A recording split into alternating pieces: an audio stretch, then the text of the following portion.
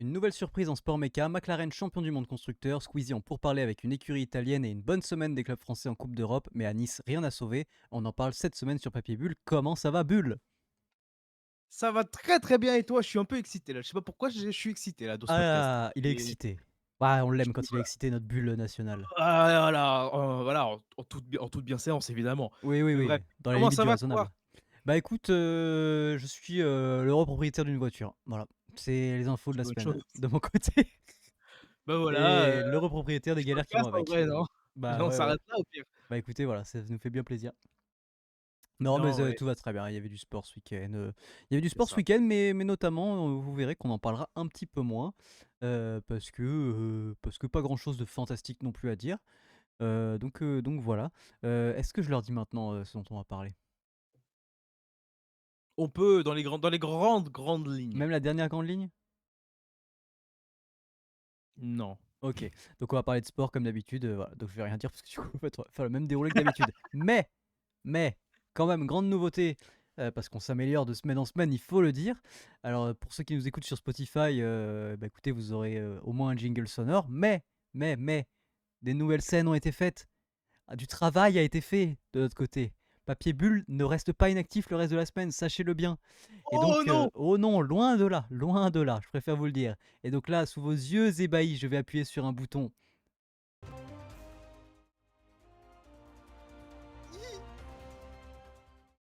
Est-ce que c'est pas une dinguerie ce qui se passe ici? Eh Voilà, oui, magnifique. Tout de suite, vous voyez cet habillage top 14, ce jiggle top 14 et évidemment ce classement et ses résultats personnalisés. On va arrêter de vous montrer des vieux fonds d'écran Google pris en screen dégueulasse. Donc voilà, on peut le dire, il y a eu du travail, Bulle. il y a eu du travail, voilà, on a abattu quelque chose, une force de travail assez importante cette semaine, je veux dire pour pouvoir pondre ça. Vous avez peut-être vu, on a fait un live Excel. Bon, Il y a eu un heu, live, il y a eu un live Excel. C'est il y a eu un effectivement. live Excel de fait, voilà, Peut-être que l'arc Excel n'est pas fini sur Twitch, mais oh non, écoutez. ou peut-être que non. Oh là là. Mais donc écoutez, et ce ne sera pas la seule surprise du jour, mais on va commencer tout de suite, vous le savez, avec du top 14 comme d'habitude. Alors du côté du top 14, le premier résultat du week-end, comme vous le savez ici, on est toujours aussi fan de La Rochelle, donc week-end compliqué. Voilà. Voilà, match, très désagréable à regarder. La Rochelle qui a tenu le ballon, si je puis dire, mais qui n'a réussi à absolument rien en faire. Avancer, avancer, avancer, mais ne pas concrétiser. C'est dommage, ça ressemble quand même beaucoup à d'autres matchs qu'on a vus en début de saison. Et Montpellier qui a su, profiter des trous dans la défense, et de la rapidité de certains de leurs joueurs, voilà, et de la qualité technique de certains de leurs joueurs. Match, bon, quand on est fan de La Rochelle, très désagréable à regarder, je dois dire, parce que vraiment, inefficace, mais au possible. Donc voilà, donc une branlée. On continue donc avec Toulon qui bat la section paloise et donc qui fait sa remontée au classement comme vous le voyez, qui sont donc Toulon qui est troisième. L'USAP qui est allé perdre au Stade français, enfin donc qui a perdu chez eux à Aimé Giral pardon, contre le Stade français, et donc qui est toujours dernier avec 0 points. Castres qui a battu le Racing. Clermont qui a mis une branlée à Montauban, donc avec 84-21, 105 points, plus gros score de tous les temps dans le top 14, plus gros match de l'histoire du top 14. Ah, je savais pas. Et oui, et d'ailleurs le deuxième plus gros match, c'est aussi un match de Clermont. Mais pas 105 points, pardon, 115, je sais pas compter. Non, 105, non, je sais compter, tout va bien. Mais oui, le deuxième match de l'histoire, ça doit être genre 101 points ou un truc comme ça, et c'était aussi Clermont contre je sais plus quelle équipe, mais donc voilà. OK. Bon, après voilà, Montauban qui est malgré tout a quand même fait un nul contre Montpellier. Montpellier justement, en début de saison, donc qui est pas la pire équipe, mais par contre qui au goal average est comme vous le voyez à -140. Bah ouais. Voilà, ils prennent des petites branlées. Victoire de Bordeaux à Lyon, c'était un peu sur le fil malgré qu'il y ait 12 points d'écart à la fin. Voilà, encore une fois, bien joué à leurs joueurs de niveau international, j'ai envie de dire. Juste pour retour, alors je sais pas si c'était cette semaine ou la semaine dernière vu que j'ai pas vu le match, mais retour de Mathieu Jalibert. Mathieu Jalibert alors est fort, il y a pas de souci. Par contre, il a toujours un petit poids à la place du cerveau, je pense. C'est-à-dire qu'on l'avait déjà vu l'année dernière en train de chambrer, plein de joueurs et se faire déglinguer à tous les matchs, par son niveau d'irresponsabilité et de trou du cul-sens, si je puis me permettre, genre, sur un terrain. Bah, écoutez, à Lyon, il a fait pareil, quoi. C'est-à-dire que le mec est pas capable de tenir ses nerfs, de pas chambrer, de pas pousser. Bon, mec, quand tu fais 1m70 et que tu pas le plus gros de ton équipe, franchement, calme-toi. Parce qu'après, dès que tu prends une claque derrière la tête, bah, tu viens chialer, donc c'est chiant. Donc voilà, Oui, je voilà. t'aime bien, tu as un bon Oui, niveau, mais calme-toi. ouais, c'est ça, c'est calme-toi ou alors attends-toi, Oui, ou assume quoi penser à des derrière. répercussions, quoi. Oui, oui, mais ou assume les répercussions à la limite, parce que le problème c'est que quand il y a une répercussion, c'est le premier à aller chialer devant l'arbitre. Donc bref, voilà. Et pour finir, le gros match, donc le gros match du dimanche soir avec Bayonne Stade Toulousain, et donc la victoire avec le bonus, je ne sais plus, mais je crois que oui quand même. Enfin, en tout cas, la grosse victoire de Bayonne sur Toulouse, et donc Bayonne qui prend la tête du classement, comme vous pouvez le voir du coup, et Toulouse qui n'est que cinquième pour l'instant, donc voilà, à égalité avec la section paloise et Bordeaux, mais on va dire un classement qui, alors, qui, moi, ne me choque pas parce que Bayonne a fait une très bonne fin de saison l'année dernière, ils auraient pu battre Toulouse éventuellement en demi-finale, et c'est très bien, ils enchaînent, c'est-à-dire que voilà, il y a pas eu, c'était pas C'est une ça. saison au pif, quoi, c'est vraiment, il y a un vrai plan de jeu, il y a vraiment un vrai projet à Bayonne, donc c'est très bien, c'est très agréable à voir. Le Stade Français, bon, moi, au vu de la saison dernière, au vu des recrutements, ça me dégoûte qu'ils soient aussi haut, mais écoutez, tant mieux pour eux. Mais bon, quand tu vois les efforts qu'ils font pas, Mmh. ça me fait un peu chier. Et après, voilà, après, je dirais qu'il y a pas de, voilà, il y a pas de surprise. Les grosses équipes ou qui ont bien fini la saison l'année dernière, ou en tout cas qui étaient tout en haut, l'UBB, Toulon, voilà, même la section paloise qui faisait une bonne, très bonne fin de saison l'année dernière. Voilà, tout le monde est là-haut en train de se tirer la bourre. C'est que les premiers matchs, hein, donc de toute façon, voilà. Il n'y a pas beaucoup d'écart, hein, je veux dire, mettons La Rochelle ou Clermont est 10e. Sauf que là, bon, La Rochelle a un match de retard, mais donc La Rochelle peut venir à 14 points rapidement et donc passer troisième. Voilà, donc il n'y a pas de. Là, ça reste les premières semaines. Bon, voilà. Je pense qu'on a fait le point top 14, à moins que tu aies quelque chose à dire, mais bon, c'est effectivement, toi, t'as pas trop vu ce week-end, Non, donc voilà. Donc j'ai on pas va, vu grand-chose. on va pouvoir passer à la Ligue 1, si tu le veux bien, Allez, et à Ligue tout 1, le, Ligue à 1. tout le point foot. Et Tout le point finalement. on est parti. Jingle. Eh oui, magnifique. Et je te laisse Eh parler de ouais. la Ligue 1. Ligue 1 ce week-end, je vais pas parler de tous les matchs, mais seulement les grosses équipes en tout cas qui sont importantes pour le classement et qui sont en Europe aussi. Marseille a battu Metz 3-1 cette semaine, donc Alors, ils sont bien rattrapés. si je puis me permettre, sur notre tableau, il y a écrit 3-0. 3-0, ouais, bah, c'est peut-être une erreur de notre côté. C'est des D'accord. choses qui arrivent. Erreur d'affichage. Voilà. Lyon. Lyon qui faisait un très bon début de saison malgré une petite déroute à Rennes, bah, il fait une nouvelle déroute, voilà, a perdu face à Toulouse 2-1. Ils menaient 1-0 tout le long du match et ils prennent 2 buts à la toute fin du match, 88 et 93 je crois, un doublé d'Emerson du Toulousain. Donc Toulouse gagne un match déjà 2-1, très, très bonne victoire pour Toulouse, mais défaite de Lyon qui est assez terrible, quand on sait qu'ils font un très bon début de saison. 2 buts partout dans le derby de la Côte d'Azur entre Nice et Monaco. Pardon, j'ai cru que t'allais dire. Ça me faisait beaucoup rire parce qu'il y avait plus ou moins un autre derby. J'ai cru que t'allais dire le derby de la Côte d'Azur entre Le Havre et Rennes. Ah non! Parce a fait 2-2 aussi. Ah oui, non, non, non, non. Non, non, non. Non, non, non, voilà, doublé donc bah, dans le match en plus 2 doublés, doublé de Diop, de Sofiane Diop pour Nice et de Ansu Fati pour Monaco, doublé sur penalty. Voilà, qui fait un très bon mois Ansu Fati, un très bon, fin de mois de septembre, début de mois d'octobre. Et enfin le cliffhanger de la semaine, c'était, Lille-Paris Saint-Germain, score un partout. Paris Saint-Germain qui a fait énormément tourner, en tout cas Luis Enrique qui a fait énormément tourner, et qui a fait rentrer vers l'heure de jeu, un triple changement avec une entrée de Nuno Mendes, Vitinha et Hakimi, donc bon, voilà. Et après ça, il y a eu but de Nuno Mendes sur coup franc, un magnifique but, si vous ne l'avez pas vu, vous pouvez aller le voir, et égalisation d'Ethan Mbappé, pour Lille, donc score final un partout. Voilà, Et, très bon euh, résultat pour Lille, et Kylian était et dans les oui, tribunes, non? C'est pas ça que j'ai vu? Kylian Mbappé était dans les tribunes avec son père, oui, Super. c'est ça, donc bah, il était là au bon moment, quoi. Oui, bah je vois pour la famille Mbappé finalement. Oui, c'est ça, c'est ça, c'est ça. Donc voilà, match nul, un partout, donc ça permet au PSG de reprendre la tête du championnat, mais avec seulement du coup un point d'avance sur l'OM et Strasbourg. Heu Voilà, et l'OL du coup qui a descendu au classement puisque, bah, ils ont une moins bonne différence de but que tous les autres Mm. qui les ont rejoints en termes de points. Donc voilà pour la Ligue 1, rien de plus à dire en tout cas, Alors voilà, moi je vais me poser les questions rapidement parce que moi je suis un peu moins, mais bon, à part peut-être Strasbourg, j'ai envie de te dire que sinon genre les 7 premiers, on est vraiment sur du classique de la Ligue 1. Genre, je pense que c'est les mecs qui se battent pour les 7 premières places depuis 20 ans, quoi, à la limite. Parce qu'avant, quand tu regardes PSG, Marseille, Lyon, Monaco, Lens et Lille, je pense que bon, quand même voilà. Ça, Ouais. on va se diriger peut-être vers une saison un peu classique quoi, en termes de des mecs qui finissent devant quoi, genre potentiellement. Ouais, bah, je potentiellement oui, mais en vrai, il y a des clubs derrière. Bah, il y a Rennes déjà qui doit être, normalement plus haut. Oui, oui, non, mais Heu bien sûr. Mais ce que je veux dire, c'est qu'on va avoir potentiellement genre PSG premier. Et alors, on va voir ce que Lille fait, mais je pense que Lille va remonter. Et potentiellement, du coup, genre une bataille un peu à 3 ou 4 entre Marseille, Lyon, Monaco et Lille, potentiellement, et peut-être Lens pour la deuxième place, quoi. Ce qui est, ouais. euh, ce qui est le retour, on va dire, parce que c'était pas le cas les dernières années, mais d'une saison un peu classique du côté de la Ligue 1, quoi. Genre, un classique des années 2010-2015, quoi, tu vois, genre un truc comme ça. Bah, pour le moment, en tout cas, ça se dessine comme ça, on verra bien. Moi, je sais que, Bien par sûr. exemple, on en parlait, justement dans les premiers podcasts, je crois, mais attention au PFC puisque, qui a fait un début de saison un peu compliqué, je crois, qui ont fait les 2-3 premiers matchs, c'était pas forcément simple, Ouais, mais ouais. depuis ça, je crois que c'est quasiment que des victoires pour le PFC, donc ils ont aussi Bah, battu oui, l'OM, je oui, crois, donc le PFC, attention, ça peut quand même, aller taper, le haut du classement, je pense, et on verra après, en fait, on verra, ah non, mais s'il y a bien d'autres. sûr. Je pense pas, ouais, je pense pas qu'il y ait d'autres équipes qui aient le niveau, après on sait jamais, hein, s'il y a une équipe qui font comme Brest a fait il y a 2 ans, Bien sûr.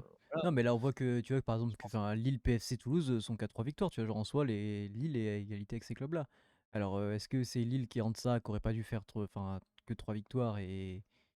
Enfin, voilà. En tout cas, je note que effectivement, il y a du classique un peu en haut, mais qu'en même temps, il y a des outsiders. Ça peut être. Je pense que en fait, ça peut être vraiment là où t'es soit on va rapidement avoir Lille, les clubs, on va dire historiques, qui vont remonter en haut du Ouais, classement et ça va être pas forcément chiant, on s'en fout, c'est pas ça, mais juste on va aller sur du classique. Ou alors, voilà, effectivement, on va avoir un ou deux outsiders, potentiellement, bah, pareil, le PFC, justement. Je pense surtout au PFC, moi, ouais. qui peut venir embêter. Mais en tout cas, voilà, et je pense que sur la fin du classement, à part Nantes, enfin, bon, bah, qui fait pas des bonnes saisons récemment, mais voilà, je pense que Angers et Metz, bon, pas trop étonnant de les retrouver aussi bas. Non. Voilà. Le Havre qui du coup, avec ces matchs nuls, enfin, avec ce match nul, tu vois, remonte un peu. Donc, il fait 3 matchs, Ouais, voilà, mais le ça Havre qui reste fait qu'un 3 seul matchs point nuls. pris, quoi. Oui, oui, bah après, voilà, ils ont fait 3 matchs nuls. Donc voilà. Et le Havre qui s'en sort À un voir. peu.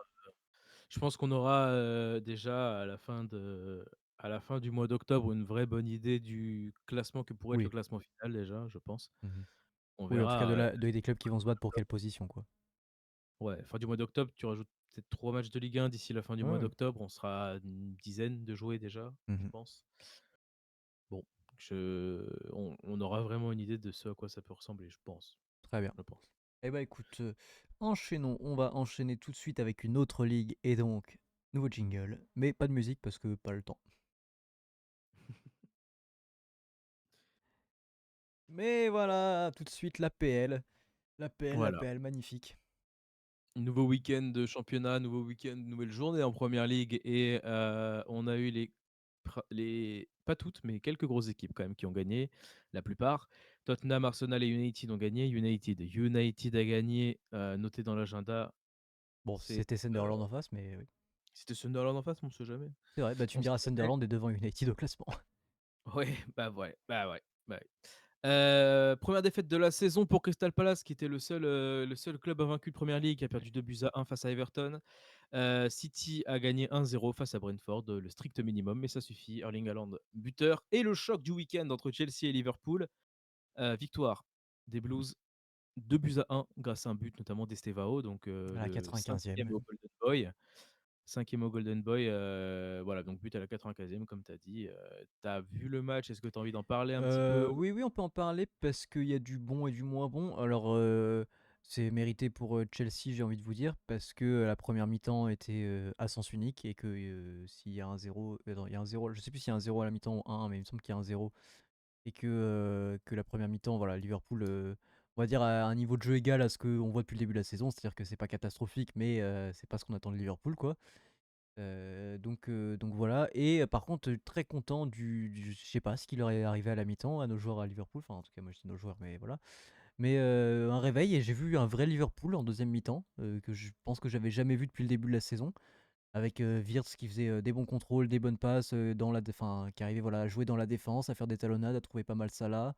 On a Zoboslai qui a dû coulisser à droite à un moment, mais qui je trouve a vraiment fait le taf.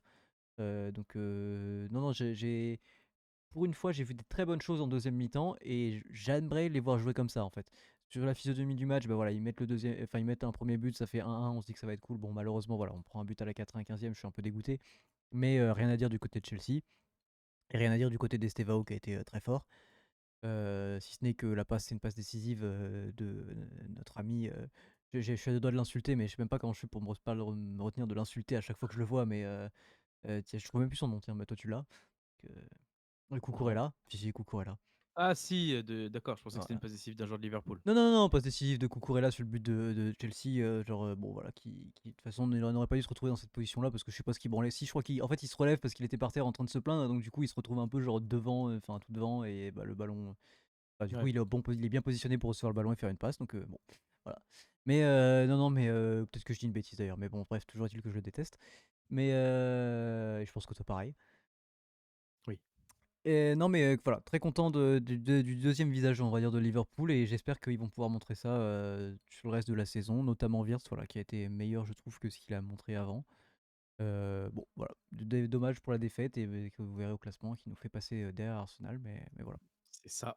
Exactement, la transition est toute trouvée puisqu'Arsenal a repris les commandes de la Premier League. 16 points pour Arsenal, 1 point d'avance, par rapport à Liverpool.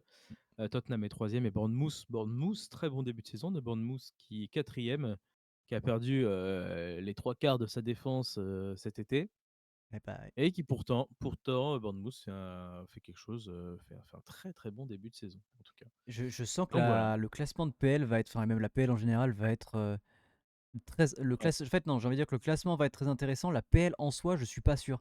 Parce que je trouve qu'il y a vraiment beaucoup de matchs qui tu vois, genre, par là, Manchester City, ils font un 0 contre Brentford. Enfin, c'est pas, on n'a pas des grands matchs, je trouve. Bah, tu vois, typiquement, Chelsea, Liverpool, là, pour le coup, c'était vraiment un grand match. Et la deuxième mi-temps était vraiment incroyable, pour le coup. Mais je trouve que même s'il y a des. Tu vois, il y a beaucoup d'équipes qui gagnent un week-end en éclatant leur adversaire parce que l'adversaire est nul et la semaine d'après qui perdent.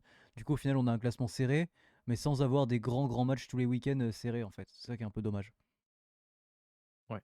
Je pense qu'on se dirige, pour l'instant en tout cas sur une saison, où le niveau de jeu de l'APL est pas forcément ce qu'on peut attendre de l'APL quoi. Voilà. Mais par En contre, effet. au niveau du classement, va être Mais, intéressant. heu, mais voilà, le classement ça peut être intéressant. On a vu Crystal Palace, bon là qui est redescendu 5e il me semble, Bah oui. avec sa défaite là, mais Crystal Palace qui est quand même dans les bons coups avec Bournemouth, c'est pas des clubs qu'on a l'habitude de voir. City qui remonte, qui est 6e je crois. Ouais, 5. 5e? Ah du coup 5e. Crystal Palace 6. Crystal est 6, ouais. Ouais c'est ça, OK. City qui remonte donc à voir. Ce que ça peut donner, on avait des clubs comme Nottingham Forest l'année dernière qui a fait des très grosses saisons. Exactement. Bon, pour l'instant, Maintenant, qui sont 17e, mais ouais, ben voilà.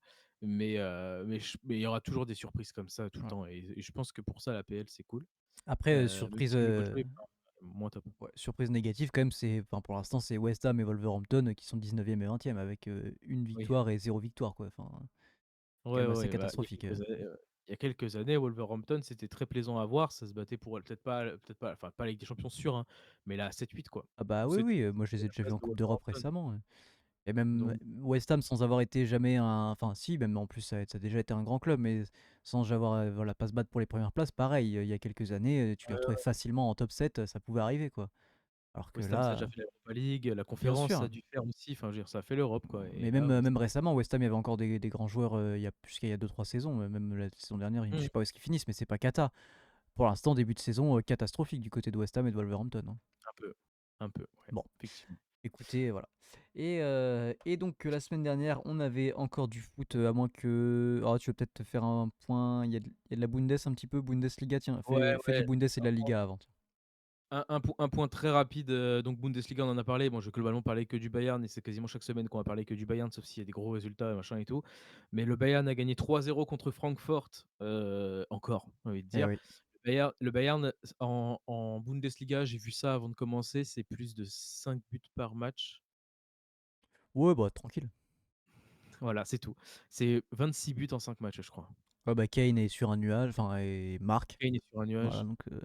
exceptionnel. On a eu, pendant le 3-0, c'est doublé de Luis Diaz qui Ouais. fait mais Luis Diaz, un début de saison faramineux et exceptionnel avec le Bayern, Bon, bah, et Harry Kane qui a encore marqué, donc ça c'est un match du Bayern sans but d'Harry Kane, c'est pas normal. En c'est tout ça. cas depuis le début de saison. Bon après, voilà, enfin, c'est bien, hein, Liverpool, ils ont fait un recrutement, mastodontesque. C'est vraiment con, genre, enfin, je trouve qu'ils se sont séparés de joueurs, qui enfin, tu vois, genre, je pense que j'aurais préféré que certains joueurs, on les recrute pas et qu'on se sépare pas de Diaz, quoi, vraiment sans déconner, genre, mais bon, Ouais, mais ouais, c'est pas grave. c'est dommage. Ah bah, il est tellement fort, Ligue hein. Et Liga rapide ce week-end, on a une victoire du Real Madrid 3-1 face à Villarreal. Mbappé qui a été encore une fois exceptionnel, un buteur-passeur qui fait Mbappé un début de saison exceptionnel. Lui et Harry Kane, je pense que c'est les deux qui ressortent un peu du lot en Europe. C'est exceptionnel ce qu'ils font. Mbappé est sorti sur blessure. Bon, c'est une petite blessure hein, puisqu'il est quand même au rassemblement de l'équipe de France, donc ça va aller sans problème pour lui, je pense. Du côté du Barça, bah, ils ont continué leur semaine catastrophique. On va en parler juste après, mais ils ont perdu 4-1 face à Séville. Bah, ils se sont fait dézinguer la gueule, quoi. Donc, bon, bah, ils continuent sur leur lancée. Elle est pas bonne, mais ils continuent quand même. Donc voilà pour la Liga. On Et va donc, enchaîner Coupe d'Europe. on enchaîne avec, Coupe d'Europe et donc nouveau jingle et nouveau truc. Voilà et alors là, du coup, voilà, un habillage un peu différent parce qu'il y a beaucoup trop d'équipes à montrer. Donc voilà C'est et c'est ça. peut-être un peu petit, écoutez, on verra comment on peut faire pour améliorer ça, mais effectivement là, il y a beaucoup de choses à montrer donc voilà. Ouais, c'est ça. C'est ça, c'est ça. Donc, Ligue des Champions, vous avez bien vu, mardi et mercredi ont eu lieu la Ligue des Champions.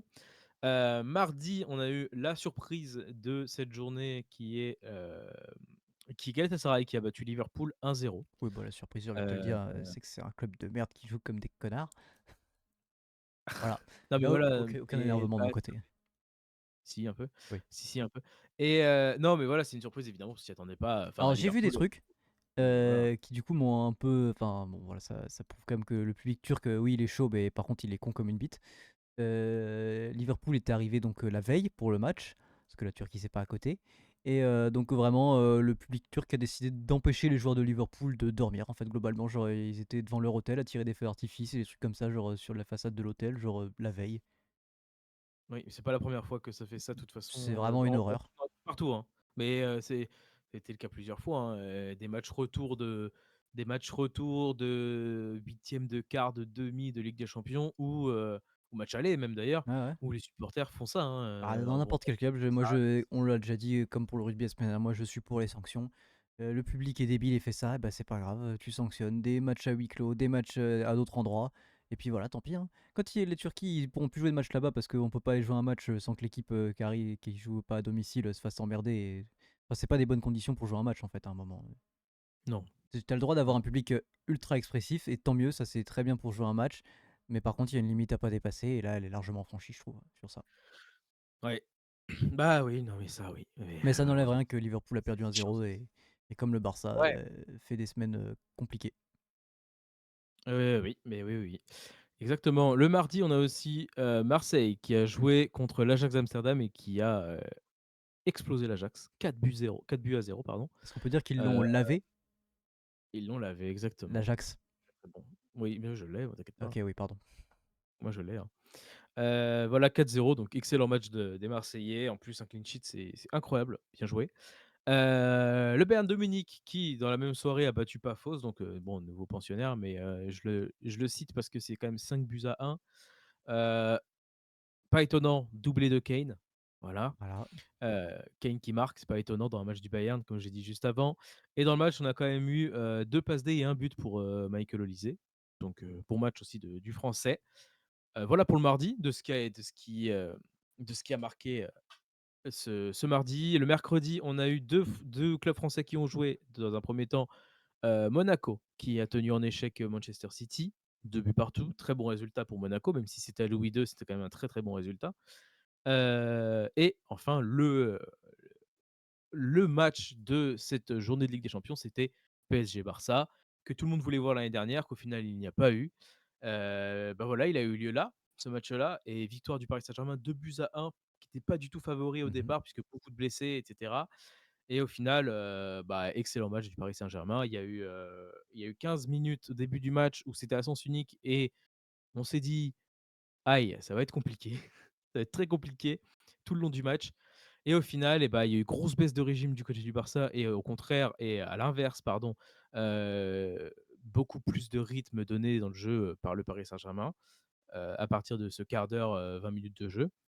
Bon, le Barça a marqué en premier par Ferran Torres, mais égalisation de Mayoulou après un rush exceptionnel de Nuno Mendes, Oui, à la 40e bah, minute, Nuno voilà. Mendes qui fait un match, Bah, Nuno Mendes qui, encore une fois, après la finale de Ligue des Nations, a encore mis Yamal dans sa poche et il y a eu beaucoup de mèmes, de TikTok, de trucs comme ça bah, bien là-dessus sûr, mérité.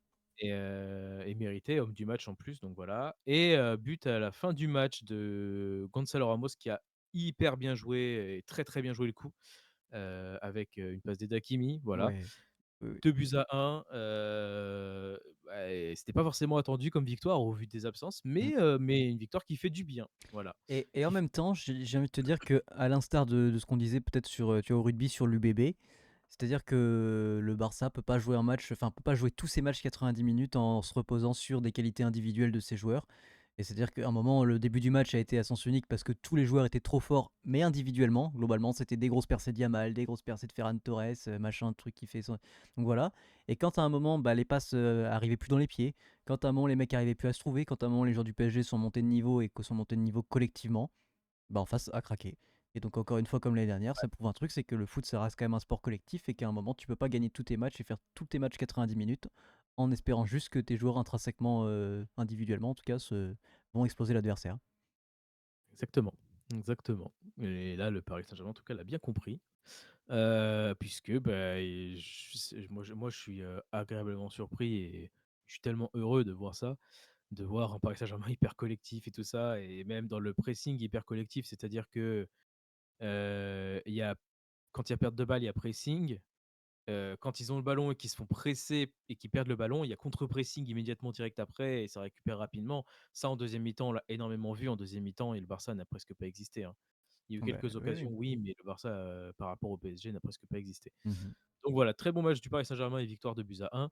Ce qui nous fait donc dans le classement, vous voyez, sûrement peut-être un peu, ouais, c'est un peu petit, mais le Bayern et le Real sont en tête, enfin, 1 et deuxième à la différence de but. Ils sont à la même différence de but, juste le Bayern a plus marqué, donc ils sont devant. Derrière, on a PSG, Inter, Arsenal et Karabag, alors ça, c'est assez étonnant, C'est ouais, c'est ce que j'étais en train de regarder, ouais. qui ont tous remporté leurs 2 premiers matchs, donc ils sont tous à 6 points. Voilà. Je suis en train de regarder un peu les matchs qui attendaient Karabakh justement parce que je me dis est-ce que potentiellement ça peut être la surprise avec on se dit un calendrier avec peut-être des équipes qui peuvent jouer parce que malgré tout tu vois ils battent Benfica sur la première journée. Ouais, ça, c'est Là une bonne 2-0 contre Copenhague. Copenhague qu'on a déjà vu en Ligue des Champions, même si c'est pas une grosse équipe, genre ils l'ont déjà joué. Enfin, ouais, quelle ouais, habitude. ouais. Karabakh est quand même un nouveau pensionnaire, tu vois, donc voilà. Et donc là, il joue Bilbao. Il joue Chelsea, bon, voilà. Il joue Naples. Il Ouais. joue, j'ai vu tout à l'heure l'Ajax. Alors vraiment, enfin, tu vois, je me dis typiquement l'Ajax, au vu du niveau de l'Ajax, Karabakh peut faire la surprise, quoi. Moi, Oui, ils ont pour battu moi aussi. Benfica et Benfica est plus fort que l'Ajax, tu vois, donc. Ouais, Et il joue Francfort et Liverpool. ouais. Donc je me dis Bah, que ça peut être une surprise, hein. Ils peuvent prendre des points à Bilbao, ils peuvent prendre des points, on vient de dire à l'Ajax. Voilà, à Naples, je sais pas le niveau de Naples cette année, mais je les sens un peu en deçà. Euh, bah, un nul, c'est possible, quoi. voilà, ça peut aller chercher des points, hein. Franchement, ça peut être une surprise. Ils peuvent, alors pas se classer dans les 8, je pense pas, mais en tout cas, recevoir un barrage, c'est pas. Disons Jouer que un barrage, c'est très possible, en tout bah, cas. déjà, leurs deux premiers matchs, les mettent bien, quoi, c'est surtout ça. C'est ça, exactement. Donc, Donc voilà. bah, la bonne surprise de pour l'instant de cette Ligue des Champions, c'est Karabag. Effectivement, on Et, va passer et Europe. Bodo, quand même, tant qu'à faire, Oui, Bordeaux, on en parle. faisons notre point Bodo maintenant. Allez, on le fait maintenant. Point Bah, Bordeaux, du coup, on va parler, très rapidement. En championnat, il y a une victoire contre Haugesund, 2 buts à 0. Voilà. Bordeaux qui est donc deuxième à 1 point des Vikings, mais avec un match en moins. Voilà, c'est pour ça qu'ils sont passés deuxième, même s'il y a une victoire. Alors, ils étaient mhm. devant la semaine dernière et là, ils sont passés deuxième, c'est pour ça. Et Ligue des Champions, donc, ils ont fait un match nul contre Tottenham, 2 buts partout. La revanche de l'année dernière de la demi de Ligue Europa. Mais quel match de Bodø et en fait, le score est logique quand on voit le match et cetera, mais par contre, les buts, de Tottenham sont, entre guillemets, sont «moches» quoi, par rapport à des buts Bah oui, classiques. oui. c'est pas forcément des beaux buts bien C'est 2 buts construits et FIFA, quoi. cetera. C'est ouais, oui, c'est ça, enfin, je veux dire, c'est sur des contres, souvent c'est un ballon Là, le qui est premier c'est contré, genre, remis c'est et cetera, enfin, poteau et ça revient pile dans les pieds d'un joueur de Tottenham et genre, le gardien est baisé, enfin, genre, tu en mode: «Bon, bah, OK». donc voilà, les buts, en tout cas par rapport à ceux de Bodø qui sont très beaux pour le coup, les 2 buts incroyables de Aoge sont doublé d'Aoge, incroyable but.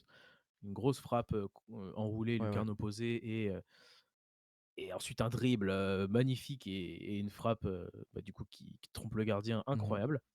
Incroyable, incroyable. Mais voilà, ils ont réussi à revenir Tottenham. Bon, le score est logique au vu du match en sa globalité. C'est juste les buts en eux-mêmes qui sont pas forcément, exceptionnels pour Tottenham, mais bon. Un très bon résultat par contre pour Bodø. Premier match à Ouais, domicile en Ligue des Champions de son moi, je suis histoire. pas entièrement d'accord avec toi. Moi, je pense que, enfin, Bordeaux méritait de gagner, je pense, enfin, où il y a eu autant de fait, pour moi, il y a pas eu une équipe, on va dire, bien meilleure que l'autre et si je devais en choisir une, je dirais même que quand même que c'était Bordeaux.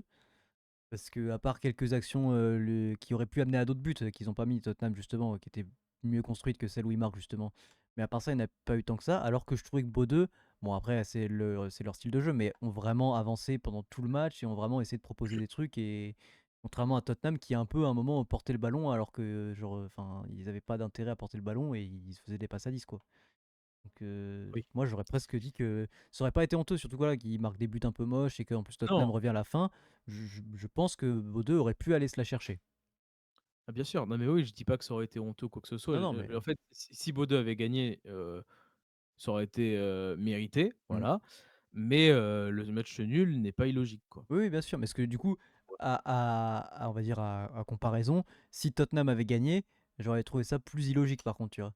Oui, bien Et sûr. c'est pour Oui, ça dans ce que je dis que sens-là, c'est oui. pour ça que du coup je dis que Bordeaux était quand même un petit peu meilleur parce que, bah, tu vois, la victoire de Bordeaux aurait pas été, n'importe quoi. Le match nul n'est pas n'importe quoi, mais par contre, tu vois, la victoire de Tottenham, elle aurait été plus ou moins, enfin, elle aurait été plus difficile à digérer. Donc, c'est pour ça que je dis qu'en gros, moi, je trouve que Bordeaux a quand même été, a été au-dessus quand même. Oui. Sans être des kilomètres au-dessus, oui. À rappeler que dans un sens, pour Bodø, il y a eu encore un penalty raté par Haug pour une deuxième penalty d'affilée qu'il rate en Ligue des Champions Oui. et Tottenham a eu un but refusé par la VAR, je sais plus si c'était pour faute ou Oui, hors-jeu, je faute. sais plus. Faute, je crois. Voilà, mais ouais, faute, c'est ça. Donc voilà, dans les 2 sens, il y a eu, des trucs annulés et Ouais, cetera. ouais, ouais, Bon, bien sûr. voilà. Bon, Donc voilà, ce serait bien voilà qu'ils les mettent ces pénaltys, hein, parce que oui. 2 matchs de pénalty de Ouais, ratés, c'est relou quand même. un penalty, c'est une grosse, grosse occasion de but, sans problème, Non, quoi. mais c'est surtout qu'aucun des Donc 2 voilà. n'est arrêté. Les 2 sont ratés, c'est surtout ça le problème. Oui, les 2 sont oui, oui, les 2 sont ratés, oui, C'est un bien vrai sûr. problème ça. Oui. Donc voilà, bon écoute, on reste sur cet habillage-là, si tu veux parler des autres coupes. Voilà, c'est ça. Je vais parler rapidement des autres coupes d'Europe. On va commencer Ligue Europa. Lille a joué contre la Roma une semaine après que la Roma ait une semaine ou 2, une semaine, je sais plus. Ouais, après que la Roma ait affronté Nice. Et Lille a fait le travail cette fois 1-0, victoire 1-0 grâce à un but d'Haraldsson et le match a été marqué par un penalty pour la Roma qui a été refrappé 2 fois. C'est-à-dire il a été frappé en tout 3 fois le Mmh. penalty. Il a été refrappé la première fois puisque des joueurs adverses sont rentrés dans la surface avant que, le joueur de la Roma frappe, arrêté par le gardien au passage par Burkhauser, le il est turc. Ouais, c'est ça, il est OK. turc.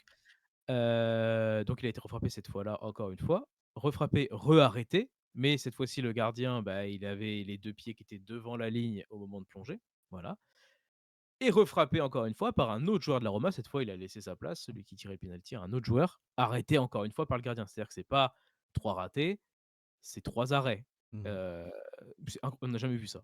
Je n'ai juste jamais vu ça, un gardien qui fait 3 arrêts d'affilée, sur penalty. Après ça ouvre quand Heu, même une question. Alors là, en l'occurrence, c'est pas le cas et toi tu vas peut-être pouvoir me dire: «C'est peut-être prévu», c'est juste une question que je me pose. mmh Parce que là, la 1re fois qu'il est retiré, c'est pas à cause du gardien. C'est à cause des joueurs adverses qui rentrent dans la surface, tu me dis? Ouais, Mettons, genre, tu vois, il est retiré une première fois parce que le gardien, était pas sur sa ligne et mettons il est tiré une deuxième fois, enfin, tu vois, ça aurait été 2 fois parce que le gardien était pas sur sa ligne. Genre, il le retire indéfiniment, genre, en fait, c'est bizarre qu'il y ait pas de sanction à un moment et qu'à un moment, bah, tu prends le but, en fait. Genre, si le gardien, genre, au bout de 3 fois, le mec est pas foutu de se mettre sur sa ligne et de respecter la règle, ouais, enfin, est-ce oui. que c'est prévu ou pas, tu sais ça? Non, je ne sais pas. Par contre, voilà, enfin, de souvenir, moi, je n'ai pas vu le cas arriver parce que souvent, tu as un avertissement, allez, un deuxième avertissement et Bah, normalement, tu fais un effort Oui, pour, oui, oui. justement, déjà même au premier avertissement, tu fais un effort pour justement faire attention Mmh. à, où tu mets tes pieds, quoi. Ouais, ouais. Donc j'ai pas eu le cas, enfin j'ai pas vu le Mmh. cas récemment arriver ou même jamais en fait, j'ai jamais vu le cas arriver. Depuis qu'il y a la règle qui a été inventée, hein, depuis Ouais. qu'il y a cette règle-là qui a été inventée, puisqu'avant la règle n'existait pas. Bah, Donc je me posais juste la question parce que, c'est ça. même sur le premier but, alors effectivement, il y a les joueurs adverses qui sont rentrés, mais j'ai un doute sur le fait qu'il était bien pour avoir revu les actions, qu'il était déjà bien, il me semblait déjà bien avancé, sur le premier but, déjà. Enfin, sur le premier penalty où qu'il tire et qu'il Ouais. arrête. Donc c'est pour ça que donc du coup, je me posais la question, quoi, c'est juste ça. Bah, possiblement, je sais pas. Moi, il me semblait avoir en fait, quand j'ai vu qu'il avait été retiré, au début, c'est le premier truc que je regarde, en fait. Oui, oui. Quand un penalty est à retirer, c'est le premier truc que je regarde, c'est si le gardien est devant sa ligne. Bah, Là, ça m'avait pas choqué plus que de toute ça. façon, il y a que 2 Donc enfin, on va dire qu'en gros, il y a que 2 raisons, c'est les joueurs qui rentrent dans la surface ou le gardien qui est pas sur sa ligne, globalement. oui, c'est ça, oui.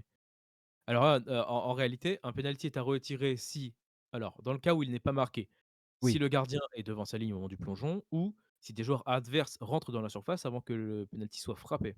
Mmh. Voilà, c'est pas la course d'élan qui compte, ça, c'est la Oui, frappe. oui. Si le but est marqué, il y a un cas où il est à retirer, ou enfin non plusieurs, mais si le joueur, le mec qui frappe le penalty s'arrête dans sa course, tu Oui. plus le droit de Alors, t'arrêter. ça en théorie, parce que je l'ai jamais vu, hein, siffler ce truc-là, hein. Bah, normalement c'est ça. S'il y a ça, Et joueur si adverse du coup rentrant dans non, joueur de ton équipe rentrant dans la surface. voilà et joueur de ton équipe qui rentre dans la surface avant que tu frappes. Ouais. Si les joueurs de ton équipe et les joueurs adverses rentrent en même temps, je pense que ça s'annule et qu'il y a rien. Genre s'il y Oui. a but, il y a but et s'il y Oui, a pas but, voilà. moins plus moins égale plus, quoi. Ouais, en gros. Ouais. Donc voilà, là, en tout cas, on a affronté 2 des cas, voilà, et bref, toujours est-il que très gros match du coup du gardien, Évidemment. de Lille qui 3 arrêts sur penalty, c'est incroyable, d'affilée surtout. Mmh. Donc voilà, pour Lille, on a passé un peu de temps, mais il fallait un petit point règlement cool, sur les pénaltys toujours. Victoire de Lyon, Lyon qui avait gagné 2-0 face à Salzbourg, encore un clean sheet juste avant du coup, ce week-end où Et oui. ils ont perdu contre Toulouse, mais c'était encore un clean sheet, incroyable, Lyon qui fait un début de saison exceptionnel. Mmh. Exceptionnel, but de Satriano, tête plongeante incroyable et but de Ruben Kluivert, un des fils Kluivert. Justin Kluivert qui joue à Bournemouth a aussi brillé ce week-end, il a dû marquer je crois donc les 2 Kluivert ont marqué cette semaine, Mmh. c'est très cool. Et en Ligue Europa, on a eu un autre club français enfin français, voilà. Ouais, ouais, ouais. Quand tu l'as dit dans l'intro, bon, ils nous font chier, ils commencent à Non, nous ils faire sont plus chier, français, français. plus vraiment. Mais défaite de Nice, face au Fenerbahçe, 2-1. Mmh. Bon, bah, Du coup, je sais pas quoi dire de plus, non, quoi, mais hein. si, si, parce que moi, je vais quand même dire un truc, c'est que donc Nice, c'est donc 13 matchs sans victoire en Coupe d'Europe, d'affilée. Sur ces Mmh. 13 matchs, je crois qu'il y a eu 2 matchs nuls, dont un des matchs, c'était Nice-Bodo et ça casse les couilles quand même, vraiment sans déconner. Nous, on a été, bah, voilà, vous le savez, on a été voir Nice-Bodo, on était pour Bodo et sans déconner, les mecs, ils ont perdu tous leurs matchs. Les 2 nuls qu'ils font, il y en a un, c'est contre Bodo, sans déconner. Ouais, c'est vrai, Bon, voilà, mais bon, c'est vrai. 13 matchs sans victoire en Coupe d'Europe, Nice is the new Marseille, quoi, si je puis me permettre. Un peu, ouais, un peu. Donc Je suis d'accord. vraiment pas bien et puis, pas non plus extrêmement bien en Ligue 1 non plus. Donc, vraiment, comme on le disait déjà, je crois, la semaine dernière ou la semaine d'avant, Nice, va falloir serrer les fesses un petit peu là.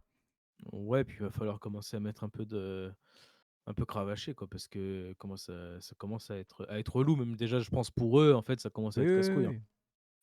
Donc voilà, j'espère qu'ils vont se bouger le cul, quoi. Bah, exactement. Voilà et Conference League, puisque cette semaine, on a eu de la Conference League et l'entrée en lice de Strasbourg en Coupe d'Europe, donc en C4, qui ont gagné 2-1 face au Slovan Bratislava. Donc ils ont assuré leur entrée en lice et de la meilleure des manières, puisqu'ils ont remporté ce match. J'ai pas trop vu le match, donc je peux pas trop en parler, mais voilà, une victoire 2-1 pour Strasbourg, ça fait plaisir, Sérieux. et c'est très sérieux. Exactement, Et ce sera le message qu'on dira toutes les semaines et on n'en démord pas, il faut être sérieux. faut être sérieux. En effet. Exactement. Alors regardez, on va revenir sur notre scène principale qui peut-être sera amenée à changer aussi pour, voilà, concorder avec le reste des scènes et donc merci pour ce point foot. On va passer à un point sport méca. Écoute, je te laisse attaquer avec la MotoGP, tiens. Voilà, je vais commencer donc MotoGP ce week-end. La MotoGP était en Indonésie, pour le Grand Prix donc de ce pays, voyez-vous. Je vais passer très rapidement sur, ce qui s'est passé ce week-end puisqu'il n'y a pas eu de gros enfin si, il y a eu un gros événement quand même. Bezzecchi qui fait la pole position C'est une très bonne nouvelle pour lui, très, très bonne nouvelle. Aldeguer qui fait deuxième et Raúl Fernandez qui complète la première ligne. Alors là, Mmh. on a une première ligne complètement inédite, c'est assez fou de voir ça, c'est Oui, bah, oui. vraiment incroyable. Fabio Quartararo qui, fait huitième et Marc Marquez, donc champion du monde, le week-end dernier, a fait neuvième et est passé pour la première fois de la saison par la Q1. Voilà. Bon, Cette lui, il a stat qui est lâché, assez impressionnante il a quoi. Il lâché. s'est dit ouais, je pense qu'il a un peu lâché en disant: «Bon, j'y vais de mollo, je vais essayer de gagner, mais j'y vais mollo». Zarco fait 18e. Bon, par contre, voilà, c'est compliqué pour la qualification pour Zarco. Sprint, course sprint, Bezzecchi a remporté la course sprint. En fait, le podium de la course sprint et Ouais, la grille de départ, ouais. c'est la même. Donc voilà, Bezzecchi, Aldeguer et Raúl Fernandez. Bagnaia 14e, même pas dans les points. Week-end catastrophique pour Bagnaia qui a marqué aucun point. Oui, Voilà. bah, oui. Je dis au cas où comme ça change pas d'habitude. On Je s'est veux dit dire que la week-end semaine dernière, normal il pour avait Bagnaia, quoi. voilà. Il y a eu 5 DNF en course sprint, c'est beaucoup quand même, dont bah, les deux Français, donc Fabio Quartararo et Johan Zarco, et Pedro Acosta notamment, qui a fait un Ouais. DNF. Le dimanche pour le Grand Prix, on a eu la victoire du rookie Fermin Aldeguer qui fait une saison mais exceptionnelle et qui est devenu ce dimanche le deuxième plus jeune vainqueur de Grand Prix de l'histoire de la MotoGP, Mmh. derrière Marc Marquez. Voilà, donc bah, Fermin Aldeguer qui confirme qu'il est très très Et fort. ce qui est Et terrible, c'est que c'est ouais, tu vas le dire, mais Pedro Acosta 2e voilà, c'est ce que j'allais dire. et donc Aldeguer qui prend sa première victoire avant Pedro Acosta. Voilà, c'est ça. On Acosta, pensait il en a qu'il une allait en être sprint, non? déjà ouais, peut-être, ouais. Mais bon, la sprint, on Ouais. sait que c'est pas forcément aussi prestigieux, évidemment. Mmh. Effectivement, Acosta qui fait deuxième. On pensait que l'année dernière, il aurait pu attraper une première victoire, c'est pas arrivé.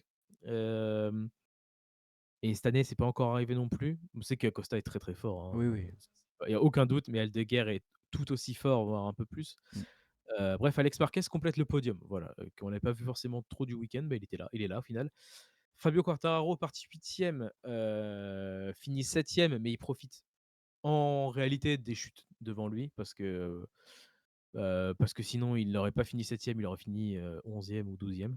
Comme Johan Zarco qui finit 12e en partant 18e, voilà. 5 DNF encore une fois en course principale et pas des moindres, hein, parce qu'on a Bezzecchi, le poleman qui est tombé, Marc Marquez qui est tombé. En fait, ils sont tombés tous les 2. Bezzecchi a fait un très mauvais départ, a perdu, un peu sa moto et ça l'a fait tomber lui, puis Marc Marquez. Mmh. Voilà. Marc Marquez qui s'est tenu, je crois au niveau de l'épaule, il bougeait plus son bras, c'était au niveau de l'épaule, quelque chose comme ça, je crois qu'il y a un petit truc. OK. J'espère que c'est pas trop grave pour lui quand même. Et Bagnaia notamment qui a fait un DNF en plus, donc ça confirme son week-end dégueulasse. Grâce à ce week-end-là, au classement, Bezzecchi se rapproche de Bagnaia, une vingtaine de points, un peu moins. Bah, Et dommage, Aldeguer dommage la course sprint, dommage la course principale, quoi. dommage la course principale parce qu'il aurait pu, marquer encore plus de points Eh oui, et potentiellement redépasser peut-être Bagnaia. eh oui, Et Aldeguer, grâce à sa victoire, se rapproche du top 7 et du coup, éloigne Fabio Quartararo, du top 8. eh oui. Voilà. Mais bon, c'est pas c'est logique, en fait. C'est logique parce qu'Aldeguer, il fait une très, très bonne saison rookie. Juste bravo, quoi. Et Exactement. voilà, voilà pour la moto, rien de plus à dire. On va passer à la Formule 1, Grand Prix de Singapour ce week-end, un Grand Prix, que j'aime bien par l'aspect, que j'aime moins par, le sportif parce que bon, enfin si, parce que d'habitude il se passe des choses et comme vous l'avez compris, d'habitude, mais là pas D'habitude. trop. Donc une qualif, donc qui voit George Russell faire un gros tour, c'est pas le tour de Lewis qu'on a vu en 2017 si je dis pas de bêtises, qui était vraiment parfait. Mais là voilà, un gros tour et le dernier tour de Verstappen, qui a été malheureusement avorté parce qu'il a eu un peu de trafic, notamment Lando Norris. Mais donc voilà, Russell qui fait la pole, Verstappen deuxième, Piastri troisième, Hadjar qui fait 8. Nos autres Français, c'était catastrophique parce qu'il me semble qu'ils partent. Alors il y a eu les disqualifications des Williams, alors je sais plus combien ils partent, mais ils doivent partir genre 18 et 20 ou 18 et Ils 19, un truc comme ça. bah, en fait, ils se sont qualifiés, je crois 18 et 19, mais Ouais, 19 et 20 19 et 20, et il y et a eu les un des disqualifications, Williams qui et il y a ont une lancé Williams qui est partie des stands, donc je sais plus comment ils partent, 10 mais pas 17-18 du coup. ça doit être ça. 17 mais Euh, bon, Mais je suis même pas non, non parce que Gasly part des stands aussi. Donc ils partent 17-19 parce que c'est Ocon, Sainz part 18e sur la grille et Gasly part des stands devant Albon. derrière Albon. OK, oui. Donc ils partent 17-19, catastrophique. Bon, et Hadjar toujours en Q3, ça c'est énorme, hein, vraiment. Enfin, Ouais, voilà. On va quel continuer de le kiff. dire, quel kiff, hein, Voilà, malheureusement, ce sera pas la suite, la bonne suite pour le lendemain. Et donc, la course, on va parler de la course. Donc tout de suite le résultat, donc Russell, Verstappen et Norris qui fait 3e. Bon voilà, comme j'ai dit en intro, donc McLaren qui s'assure, la place de champion du monde constructeur. Voilà, ils n'avaient pas réussi la semaine dernière, bon parce que parce que Piastri DNF et parce que Norris, fait P7 ou P8, je sais plus. Donc voilà. Mais donc cette semaine, moi je vais parler de ce qui s'est passé quand même au premier virage. Parce que, bon ça m'énerve, je vais essayer de rester, objectif parce qu'il y a quand même des choses à dire. Donc on a Piastri qui fait un bon départ, mais voilà sur la partie droite, qui se retrouve tout de suite enfermé, par les voitures devant lui qui tournent un peu, enfin qui font ce qu'ils peuvent, donc Verstappen et Russell. Il fait un meilleur départ, mais il se trouve un peu enfermé, donc il essaye d'éviter Verstappen, et donc il finit par ralentir. Et Norris, qui fait un très bon départ, mais qui lui partait 5e, lui fait encore un meilleur départ, fait tout de suite sauter Antonelli, il me semble, qui part 4e, et donc du coup voilà, se porte rapidement à hauteur de Piastri. Et il y a un contact au premier virage, enfin ou au troisième virage plutôt, je crois qu'il s'appelle virage 3 celui-là, entre Norris et Piastri. Norris va casser un peu son aileron, mais bon, ça l'empêchera pas de continuer la course. À noter que. Alors, il y a deux choses à dire. Il y a deux choses à dire. Que Piastri a tout de suite pris la radio et a demandé un changement de place, et surtout a continué à réclamer pendant la course, et enfin en tout cas à se plaindre. Alors de deux choses l'une, parce que je peux pas dire une chose en week-end et dire l'inverse la semaine d'après. Euh, et il a raison de se plaindre. Après, comme les autres pilotes, une fois que le truc est passé, il faut se remobiliser et il faut arrêter de faire sa chouineuse et à tous les tours de dire ah machin, machin, machin, machin. Après, à la différence de George Russell, ou notamment pour citer lui, ou enfin voilà, qui eux se plaignent à tous les tours, même quand il ne se passe rien, ou en tout cas rien pour eux, qui se plaignent juste de ce qui se passe devant, au loin, et qui voilà. Là, la plainte de Piastri pour moi est justifiée, non pas par rapport au contexte, enfin à ce qui se passe, mais par rapport à ce qui s'est déjà passé chez McLaren, et par les décisions qu'ils ont déjà prises. C'est-à-dire que on a quand même, enfin, faut quand même s'en rappeler, on a quand même demandé à Piastri de laisser passer Norris parce que ils ont foiré un arrêt au stand. Est-ce qu'on peut s'en rappeler quand même, s'il vous plaît? Là, voilà, il n'y a pas eu d'enquête de la, enfin, il y a pas eu d'enquête de la FIA parce que, soi-disant premier tour. Pardon, je croyais que cette règle-là n'existait plus, parce que moi j'ai vu des mecs prendre des pénalités au premier tour, il n'y a pas si longtemps que ça, enfin c'était la semaine dernière ou la semaine d'avant, comme si on était en plein milieu de la course, quoi, pour des décalages, alors que justement je croyais que si on glissait tout ça en premier tour, bon, ils étaient gentils. Donc apparemment ça s'applique quand ils ont envie, donc c'est-à-dire quand ça peut s'appliquer à Norris, quoi, finalement, comme en Angleterre, comme voilà, à plein d'autres moments. Des règles qui s'appliquent apparemment que à lui. Mais bref, toujours est-il que Norris donc s'est justifié en disant qu'il avait essayé d'éviter Verstappen qui devant avait freiné. Bah, en fait, il se trouve qu'il a juste freiné pour prendre son virage, hein, il n'a pas freiné plus qu'à la normale.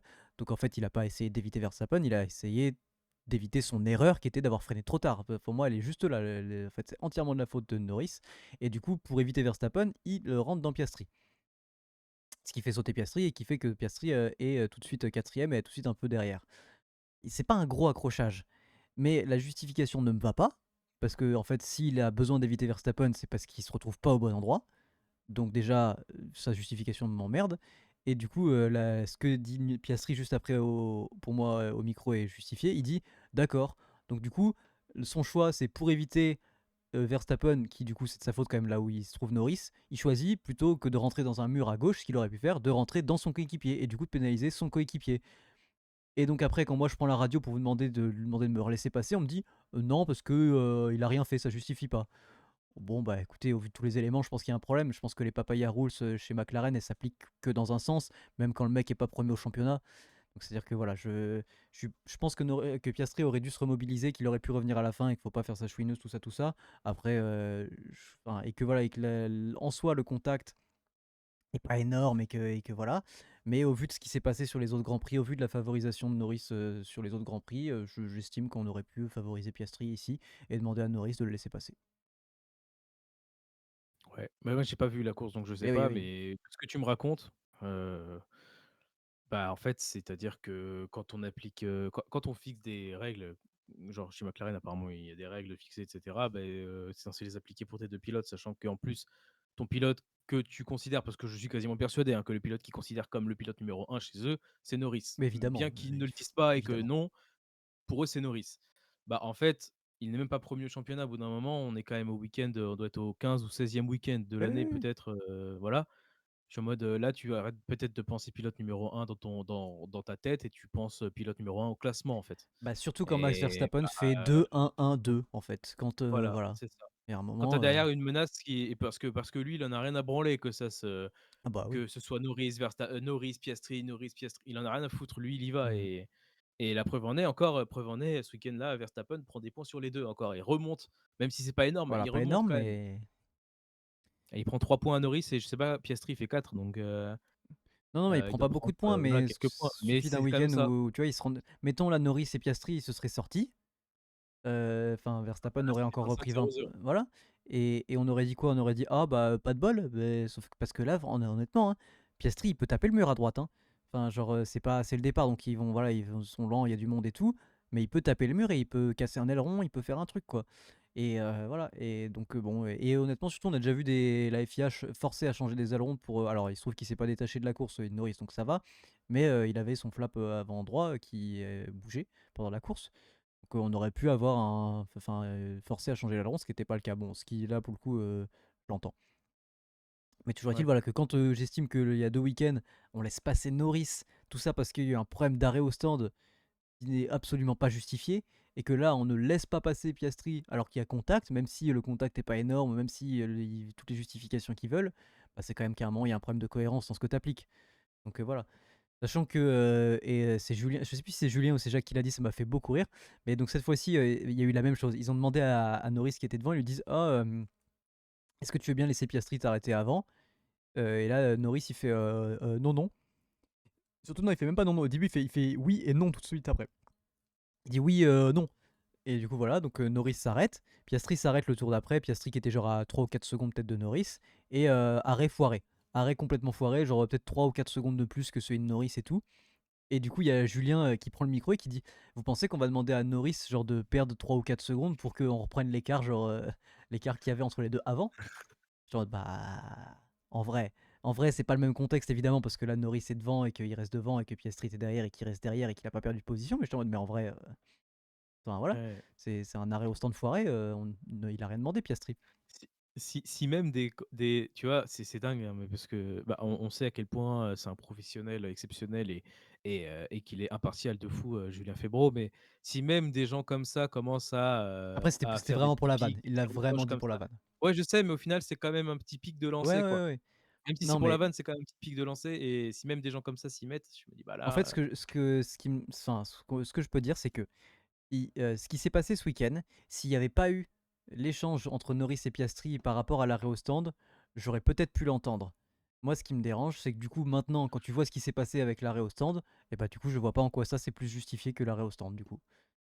Parce que ouais, je l'aurais entendu qu'on le laisse pas repasser, parce que voilà, mais bon, après, sa justification de je veux éviter Verstappen, oui, bah à ce moment-là, il arrive comme un bourrin, il se dit qu'au pire, il va faucher la voiture de droite et pas la voiture de devant, et puis voilà quoi. Mais à un moment, il est pilote, on en a rien à foutre qu'il essaie d'éviter la voiture de devant et qu'il rentre dans celle d'à côté, genre, enfin, c'est son problème ouais, quoi.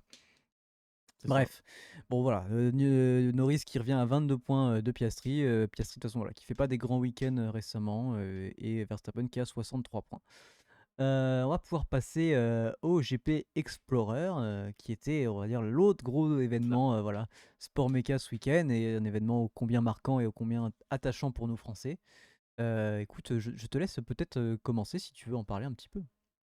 C'est cela même. Donc, pour en parler rapidement, le GP Explorer, 3e édition et dernière édition intitulée The Last Race, qui, a eu lieu ce week-end dans un format assez particulier puisque, c'était un week-end, normalement c'était qu'une seule journée le GP Explorer et là c'était sur 2 jours.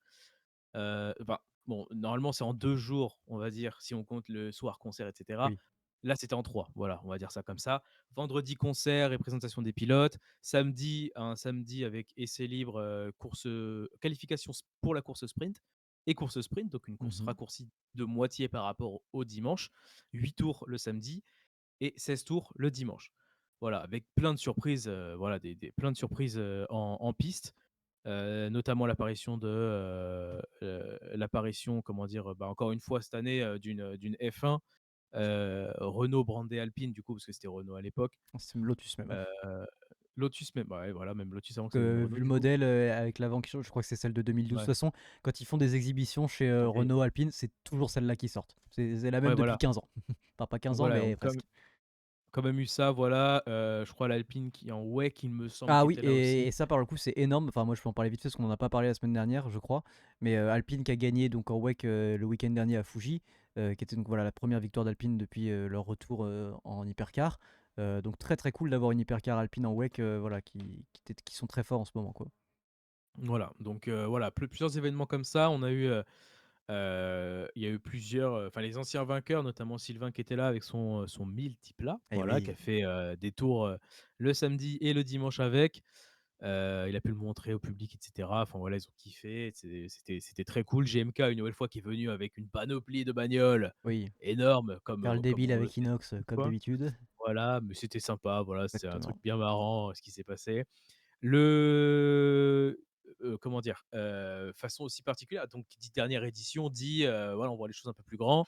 Il y a eu 3 pays qui ont host le GP Explorer, 3 pays différents qui ont host et qui ont du coup diffusé sur Twitch. Mmh. On a eu, bah, la France forcément avec, en host, Dwagby en comment dire? En maître de cérémonie, Dwagby en plateau avec Adrien Pavio, oui c'est ça, Oui.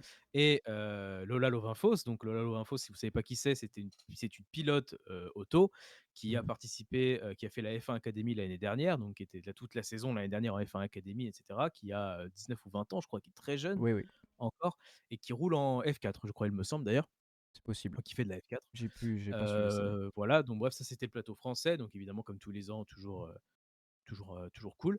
Et c'était aussi host en Espagne par Ibai, donc qui est la resta, du stream espagnol, et aux États-Unis par Hassan et Pokémon, puisqu'il y avait des écuries. Il y avait une écurie avec 2 pilotes américains et une écurie avec 2 pilotes espagnols qui étaient aussi présents. mmh. C'est pour ça que c'était host dans ces 2 pays-là.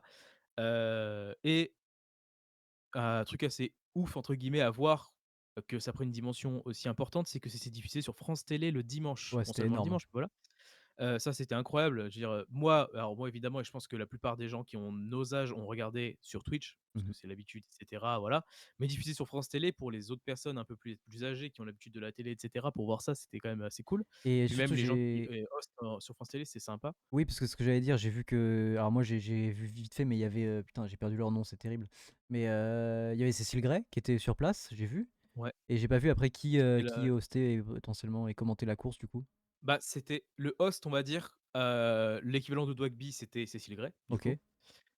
Qui s'occupait aussi un peu des interviews et cetera. Il y C'est avait ouais, je l'ai vu sur Rivenzi place moi. qui était Oui, Rive, je m'en dans doutais les parce que stands. Rive, bosse pour France TV aussi du coup maintenant. Voilà, Rivenzi, donc qui est un streamer initialement, qui est toujours un streamer, hein, mais qui du coup, est aussi affilié à France Télé, parce qu'il est souvent sur les événements et cetera. Nous, de notre côté, je veux dire sur Twitch, il y avait, c'était, Laure, j'ai plus son nom, Oui, mais moi Laure aussi. Vallée, Leur voilà, Vallée, oui. qui était dans le pit pour, dans les stands pour, Mmh. aller interviewer un peu tout le monde et cetera, qui est très forte, hein, puisque c'est son Bah taf, oui, elle fait elle ça, est journaliste sur journaliste. Twitch quoi. Voilà, et Elian qui était, renommé le pitre reporter Mmh. puisqu'il a fait que de la merde et cetera, mais c'était très drôle, Oui. ses interventions étaient marrantes, voilà. Du côté, du coup, pour revenir sur France Télé, on avait aux commentaires, alors je sais plus qui c'était, mais il y avait Théo Pourchère du coup, et avec lui ça devait être, je crois que c'était un commentateur de France 2 qui commente la Coupe de France, je crois en temps normal, et qui était là du OK. coup. Forcément l'ambiance n'était pas la même, sur Twitch et Oui, bah sur France forcément. Télé, parce que France Télé c'est à la télé comme c'est dit, et du coup c'est censé être plus calme et cetera, machin Mmh. et tout. Nous, on avait évidemment sur Twitch des commentaires, mais je suis désolé, mais exceptionnels, Évidemment. comme depuis les 3 éditions, puisque le commentateur de cette dernière édition n'est autre, bah, évidemment, que Yann, donc Code Jordan, voilà, qui est un pilier du YouTube, ou du stream français, avec Kameto, Kameto aussi un très gros streamer français. Je resitue à chaque fois parce qu'il y a des Oui, gens oui, bien qui sûr. ne peuvent pas savoir, mais qui est un très gros streamer français aussi, qui est, PDG d'une équipe d'e-sport, une très grosse équipe d'e-sport, ça s'appelle la K-Corp, voilà. Bref, tous les 2 au commentary tout le week-end, c'était exceptionnel, et évidemment, voilà, le duo marche très, très bien, et ils m'ont fait chialer plus d'une fois, heu, les 2, voilà. Mais pas que, les pilotes aussi m'ont fait chialer plus d'une fois. Donc voilà, comme je vous expliquais, il y avait donc un format assez particulier, pardon. Sprint et course, donc le samedi sprint, le dimanche course principale, un peu plus longue. On a aussi eu en surprise, une course avec les 4 légendes, comme ils aiment à les appeler, de l'histoire du GP Explorer. Donc le vainqueur de la première édition, Sylvain, était là. Le vainqueur de la deuxième édition, Despiello, était là. L'éternel troisième des 2 éditions, Étienne, était là. Et le bouseux, Romain, éternel quatrième des 2 éditions, était là aussi. Et ils ont fait tous les 4 seulement en piste une course en Ligier JSP4. Alors je connais pas C'est des protos. le voilà, Enfin, je mais pense je qu'il y a connais pas pas de compétition, trop mais ouais. je connais pas trop ce domaine-là, mais voilà, c'était ça. C'était exceptionnel. Il y a eu une séance d'essais libres le samedi, suivi directement enchaîné des qualifications. Mmh. Étienne n'a pas pu faire les essais libres puisqu'il a eu un problème méca sur sa voiture. Il a pu repartir pour faire les qualifs au final. Ils ont réussi à faire la course. C'était le dimanche. Très bonne course. Il y a eu des très beaux moves, etc. Ça a emmené d'ailleurs à la disqualification de De Sylvain, Sylvain. mais pas les c'est pas ces mouvements-là qui ont emmené à la disqualification de Sylvain, c'est le non-respect du drive-through. Alors, je m'explique parce que du coup, j'ai vu le live de Yann hier, le début du Ouais. live, et il expliquait, il disait que, en fait, apparemment, ils auraient montré à Sylvain le drapeau du drive-through. Ce que Yann disait, les commissaires, la direction de course ne l'a pas vu, Mmh. la réal ne l'a pas vu, ouais, c'est ça, la réal ne l'a pas vu. Oui. Sylvain ne l'a pas vu, Étienne ne l'a pas vu, Despiello ne l'a pas vu et le Bouzeux ne l'a pas vu. Personne n'a vu ce drapeau-là. Par contre, tout le monde a vu le drapeau disqualification et numéro 16. Alors après, le Donc, drive-through c'est ça l'aurait qui fait emmené à être que dernier et de toute façon, enfin, le drive-through était lié à ses mouvements sur la piste. Donc en fait, non, alors, le drive-through, c'était le drive-through, c'est parce qu'il a coupé la. Il a gagné une place, pas rendu la place à la chicane d'un lope. C'est ouais, pour ça. alors, moi je l'ai C'est vu ça. aussi, j'ai vu son débrief, un petit peu à Sylvain et apparemment de ce qu'il a discuté, c'était quand même pour l'ensemble de son œuvre, globalement qu'il y avait le drive-through aussi parce que vraiment, il y a des mouvements sur Etienne qui sont OK, mais qui sont vraiment à la limite et que du coup, c'était un peu pour l'ensemble du truc, quoi. Genre qu'apparemment, ils étaient en mode: «Bon là, tu déconnes quoi», genre, c'était un Ouais, peu ouais, la goutte ouais, d'eau mais en trop, quoi. Ils ont fait: «Bon là», parce qu'en fait, je pense qu'ils avaient pas prévu de mettre de pénalité, genre en mode, 5 secondes ou des trucs comme ça parce que ça avait aucun sens, tu vois? ils l'ont Donc en mis à fait, des pilotes, hein. ils l'ont mis 5 secondes? Ils l'ont mis plus même, et je crois que OK. c'était même plus que ça. Mais Bah, ouais. écoute, je sais pas trop parce qu'apparemment, d'après ce que lui, il aurait discuté avec les gens, c'était plutôt pour l'ensemble de son œuvre et ce qui paraît logique parce qu'il y a des mouvements qui ont été enfin, qui méritaient d'être potentiellement pénalisés, mais si c'était pas énorme, genre, donc du coup, enfin, ça aurait été tu vois, c'est bizarre qu'il ait pas eu de pénalité du tout, genre de temps et qu'il ait eu que le drive-through, tu vois? Genre et que ce soit justement pour ce truc-là, alors qu'en soi, c'est moins grave de couper un truc que genre, que d'envoyer un mec dans le décor, quoi, Ouais, ouais. du coup, donc d'après ce que j'ai enfin, ce que lui, il avait l'air de dire, c'était potentiellement aussi pour l'ensemble de son œuvre. Bah, voilà. Bah, oui, non, mais il y a aussi des chances que ce soit ça. Mais voilà, donc course remportée, et enfin il a remporté une course au Grand Prix Explorer. Bah, c'est Étienne qui a remporté sa course totalement méritée, hein. Par contre, Bah, le mec Étienne, se fait sortir 2 fois et 2 fois il revient, quoi. il fait un 720 en tout sur la piste. Il fait 2 spins, 2 360 sur la piste, et il revient 2 fois. Il dépasse tout le monde 2 fois. Enfin voilà, Étienne était exceptionnel pendant cette course. Donc logique qu'il gagne. Le Bouzeux fait deuxième du coup parce que Despilo a eu une pénalité, je sais plus pourquoi Mmh. exactement. Mais pénalité, Despilo troisième et Sylvain quatrième du coup disqualifié. Voilà. Voilà, course très sympa, hein. Par contre, il y a eu des très beaux moves, etc. Ça, c'était très cool. Bah, Je vais passer rapidement, du coup, je vais aller au Grand Prix Explorer ouais. en lui-même. On a eu la course sprint dans un premier temps. Je vais passer très rapidement parce que c'est pas le plus intéressant, c'était la plus rapide et il n'y a pas eu trop de tours parce que beaucoup de safety c'était sous la pluie. Oui. Il a plu samedi, donc voilà. On a eu quand même une très bonne qualif, notamment de Katsup qui a fait deuxième et Anna quatrième, les Alpines incroyables. Squeezie qui fait troisième, ça c'est fou. C'est fou aussi. Bon, c'est cool pour lui, qu'il aille là. Classement final quand même de cette course sprint remportée par Carchez. Carchez qui, bon voilà, je spoil ou je spoile pas, mais Oui, non, mais qui a tout gagné, de toute on en façon ce parlera un week-end. peu après. Heu, qui a tout gagné quand même ce week-end, voilà, qui était largement au-dessus de tout le monde. Maxime Biaggi qui fait deuxième et qui balaye un peu ce qui s'est passé l'année dernière, et cetera, Oui, oui. et qui voilà, ça le réconforte aussi sur ça.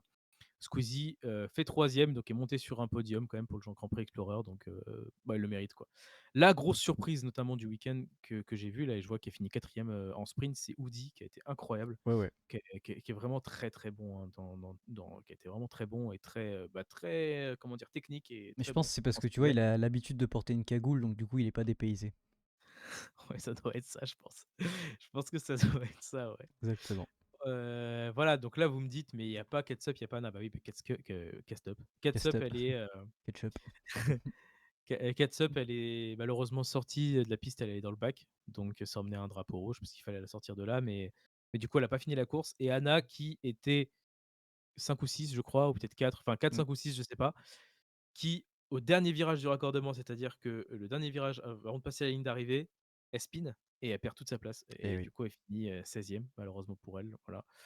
Voilà pour la course sprint, rien de bien fou, voilà. Mmh. Mais voilà.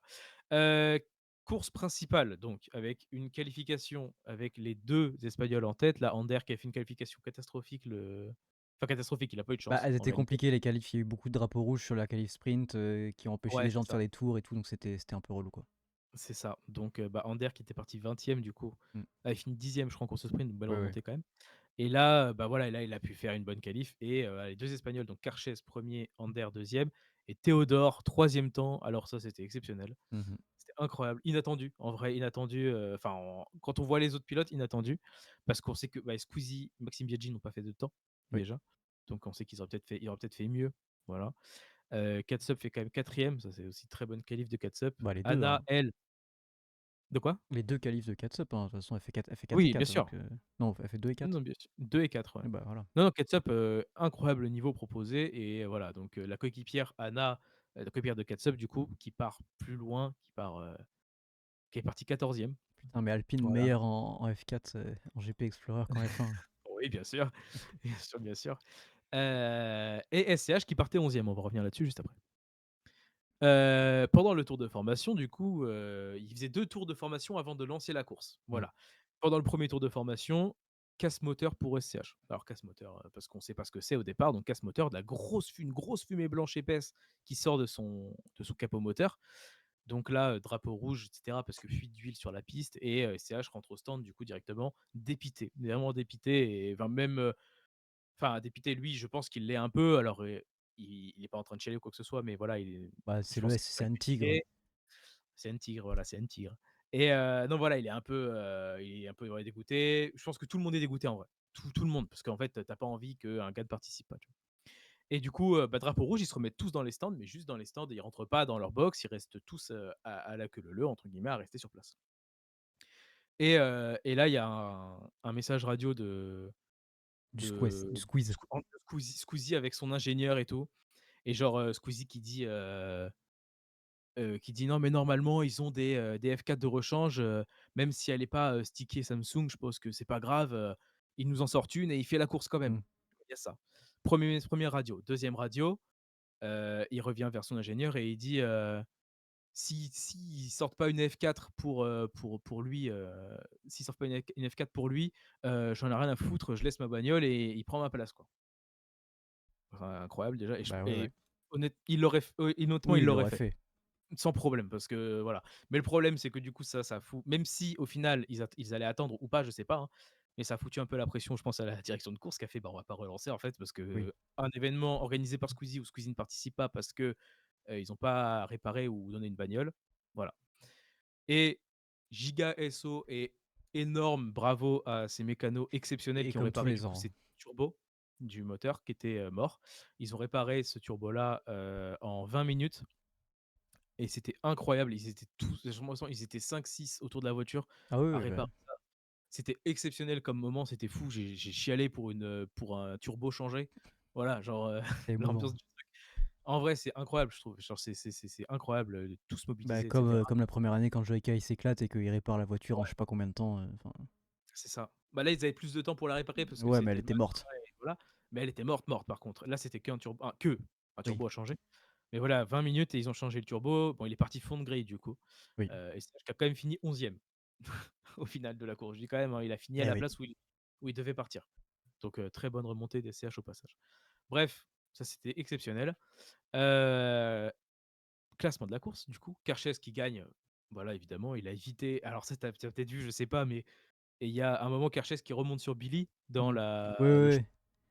et Billy qui spin et qui a failli Ah taper ouais, bien Kershès, sûr. qui tape, par contre qui a très, très bon réflexe de s'esquiver et de partir dans l'herbe un peu, mais Mais voilà. Billy qui a été trop Très loin. chaud. Billy, il a fini devant Squeezie. De toute façon, ils n'arrêtaient pas de tacler Billy et Amine, de toute façon, dans Les commentateurs, c'était et Ouais, vraiment se foutre de Billy. Ah, Billy qui finit, bah, attends, tu vas le dire, mais devant le squeeze, c'était très drôle. voilà, c'est ça. Ouais, non, ça c'était très drôle, effectivement. Et Catsup qui est récompensée de son excellent week-end. Je suis trop, trop content pour elle, vraiment pour le Ah coup, parce bah, que oui, oui. l'amélioration qu'elle a, dans ces 3 années, ces 3 éditions, parce qu'elle a participé aux 3 du coup. Mmh. Oui, oui. L'amélioration est exceptionnelle. Elle fait deuxième, c'est tout fou. Et Maxime Biaggi qui finit troisième en étant parti 10. Il aurait peut-être pas fini troisième si Squeezie avait fini la course, mais non. Mmh. Audi qui finit cinquième par exemple, encore une fois, hein, qui fait 4 et 5, Ce sont incroyable. Ander Woody et qui remonte, PLK, qui ont été forts aussi, ouais, non, ouais. qui est descendu. Ouais. Ouais, PLK aussi très, très, très, très bon. Ander qui est sixième alors qu'il était deuxième, c'est que premier virage chicane Dunlop, il spin tout seul. Ouais. Donc Théodore passe deuxième du coup, derrière Karches. Et virage des chemins au bœufs, donc vraiment le virage juste après la chicane Dunlop. Théodore qui spin et qui va dans les graviers et c'était dégoûté. Ah Il bah, était oui, oui. dégoûté et c'est normal quoi en fait, je me dis, tu pas envie de finir ta course comme ça quoi, mais bon, Bah, de la commencer comme ça malheureusement. surtout. Oui, oui, enfin oui, non mais de finir genre cette Oui, aventure-là oui, comme ça, oui. pas envie, tu vraiment pas envie, donc bref voilà. Qu'est-ce qu'on a d'autre après en résultat? Anna qui fait 10e quand même, qui remonte de 14 à la 10e place. Oui, oui. On a eu le droit pendant une partie de la course au début à, une très grosse défense et énorme défense de Baguera, sur Ander. Ah ouais, qui était Ça, tu as folle. pu passer, hein. Incroyable Mmh. défense à la chicane Dunlop où on se dit, bah, Baguera prend la trajectoire qu'ils apprennent à prendre, Oui, oui. quand ils pilotent quoi. Ander prend l'intérieur, à plus de vitesse. Arrivé à la chicane Dunlop, on se dit: «Bon, bah, Ander il passe quoi» et Baguera elle freine tellement tard Ah oui, oui. que, et un très beau frein parce qu'elle sort pas de la piste et cetera. C'est très clean. Ah non, mais nickel. Du coup, elle reste devant Ander. Pour chemin au bœuf, ça bouge pas. Mmh. Arrivée au virage du musée, pareil, elle reste à l'extérieur et cetera et elle reste quand même devant. Au final, elle se fait passer, je veux dire, quelques virages après, mais cette défense-là, sur ces 4 virages-là, était incroyable. Mmh. Franchement, ça, c'était génial. Bon, elle a spin un peu plus tard, dans le Grand Prix, ça, c'est un peu dommage. Du coup, elle a fini loin, Bah, ouais. mais incroyable le pilotage, de Baguera. Malheureusement, du coup, on en parlait, pardon, mais bah, Squeezie qui n'a pas fini la course alors qu'il avait spin une première fois, il était en train de remonter et il est tombé malheureusement sur Baguera qui était en retard du coup, en retardataire Ah oui, bah, oui. et Oui. et du coup, bah, il avait soleil, enfin, il y avait je pense qu'il y avait un combo soleil plus envie de Et passer, non, même si et je pense qu'il y a pas surtout trop. que Baguera, à mon avis, vu qu'elle avait spin une première fois, je pense qu'elle était dans un autre truc et elle a pas vu les drapeaux bleus parce que même elle a mis genre 3 4 tours à Je pense, s'écarter pour Woody et PLK, je crois qu'ils étaient juste devant ou je sais ouais, plus. Donc vraiment, la pauvre, oui, je pense que je c'est ça. pense que voilà, je pense qu'il y avait la pression, elle avait spin juste avant, c'était la fin de la course et du coup elle Ouais, était peut-être concentrée sur sa voiture à elle et pas à ce qui se passait derrière, plus le soleil en plus quand t'arrives pile là juste je avant pense. le. Donc je pense qu'elle l'a pas vu et que lui il s'est dit qu'il voulait passer quoi qu'il arrive. Qui en vrai était un peu con parce que, bah, en vrai, genre, il aurait pas rattrapé les autres sur la ligne donc enfin, s'il voyait qu'il passait pas, ça servait à rien de passer. Ouais, Mais mais bon, il a tenté d'y aller, elle l'a pas vu, voilà. voilà, au final, bah, du coup, bah, c'est sa roue arrière à Squeezie, arrière droite, qui se prend dans la roue Ouais, avant gauche de Baguera et bah, ça le fait la roue se casse et il part dans le bac à gravier voilà. et en vrai, je sais pas si c'est terrible de dire ça, mais c'est presque une «meilleure fin» entre guillemets, que s'il avait fini la course parce qu'il aurait même pas fini podium, Non, voilà. non, bien sûr. C'est-à-dire que là, pour le coup, il était c'est-à-dire tout seul, alors que l'image alors meilleure fin, je sais pas, mais en tout cas, l'image est magnifique de lui tout seul dans les graviers en Oui, train de oui. pleurer, saluer tout le monde. L'image est incroyable. Lui qui rentre au stand après, tout seul, casque dans les mains et tout, je trouve ça incroyable comme Mmh. image. Bref et tout le monde du coup, tout le monde qui vient le voir, qui vient lui faire un câlin et tout. Bref, événement de dingue et pour conclure après, enfin, toi, tu veux peut-être, Oui, on va en parler un peu. parler un peu plus. Mais voilà, moi, en tout cas, pour à peu près conclure là-dessus, bah, ça a été clairement, à la hauteur de toutes nos espérances. Enfin voilà, je veux dire, le week-end était ouf en vrai, de l'orga et tout ça machin. On a eu droit quand même à un passage de la patrouille de France, et ça, Ouais, pour avoir vu ça, j'ai énormément pleuré pendant ce week-end-là, avec une hein. Marseillaise, hein, dans le public, Et ouais, ouais, non, mais ça, c'était fou. La patrouille de France qui passe au-dessus de la grille au moment où le tour de formation, se lance, c'était incroyable. Donc non, tu penses que j'ai rien oublié. Enfin voilà, après il y a eu remise des trophées, mais bon ça après remise des trophées, rien de Maxime dingo. Biaggi, pilote du jour, je crois, c'est ça? Maxime Enfin, Biaggi, pilote, pilote de la commu quoi, oui, oui, voilà. en gros. Élu pilote de la commu, en même temps il fait un excellent week-end, Maxime qui Ah fait bah, 2e oui, et il est 3e. fort, hein. Tu voyais quand même il conduit bien, Ouais, Biaggi. Envoyer conduit bien, ouais. C'est pour ça, hein, voilà, c'est dommage qu'on n'ait Ouais, pas ouais. vu ce que ça aurait pu donner au GP2, mais bon, il Oui. l'a montré là au GP3, Ouais, ouais, bien donc sûr. voilà. Mais ouais, du coup, élu pilote par la communauté pilote du week-end, pardon.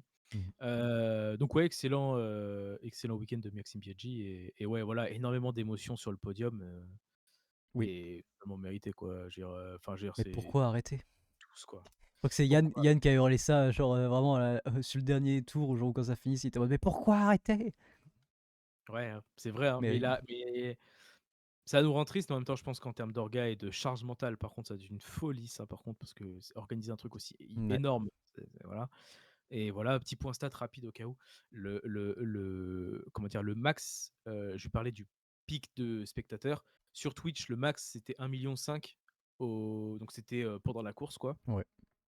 Sur, France Télé, c'était 1,2 million et sur place, sur tout le week-end, il y a eu 200 000 personnes. C'est-à-dire qu'au au max du max, on avait 300 000 personnes, quoi, genre, 3 3 millions. 000 000, pardon, pas Ouais. 3 millions, pardon, 3 millions de personnes, qui regardaient ça. C'est exceptionnel. Squeezie qui a battu le record FR Twitch d'ailleurs de spectateurs. Mmh. Passé à un peu plus que pour le GP2, je crois, ou Ouais. pour c'est Eleven All Star peut-être, je sais plus, enfin Je bref. sais plus, mais oui.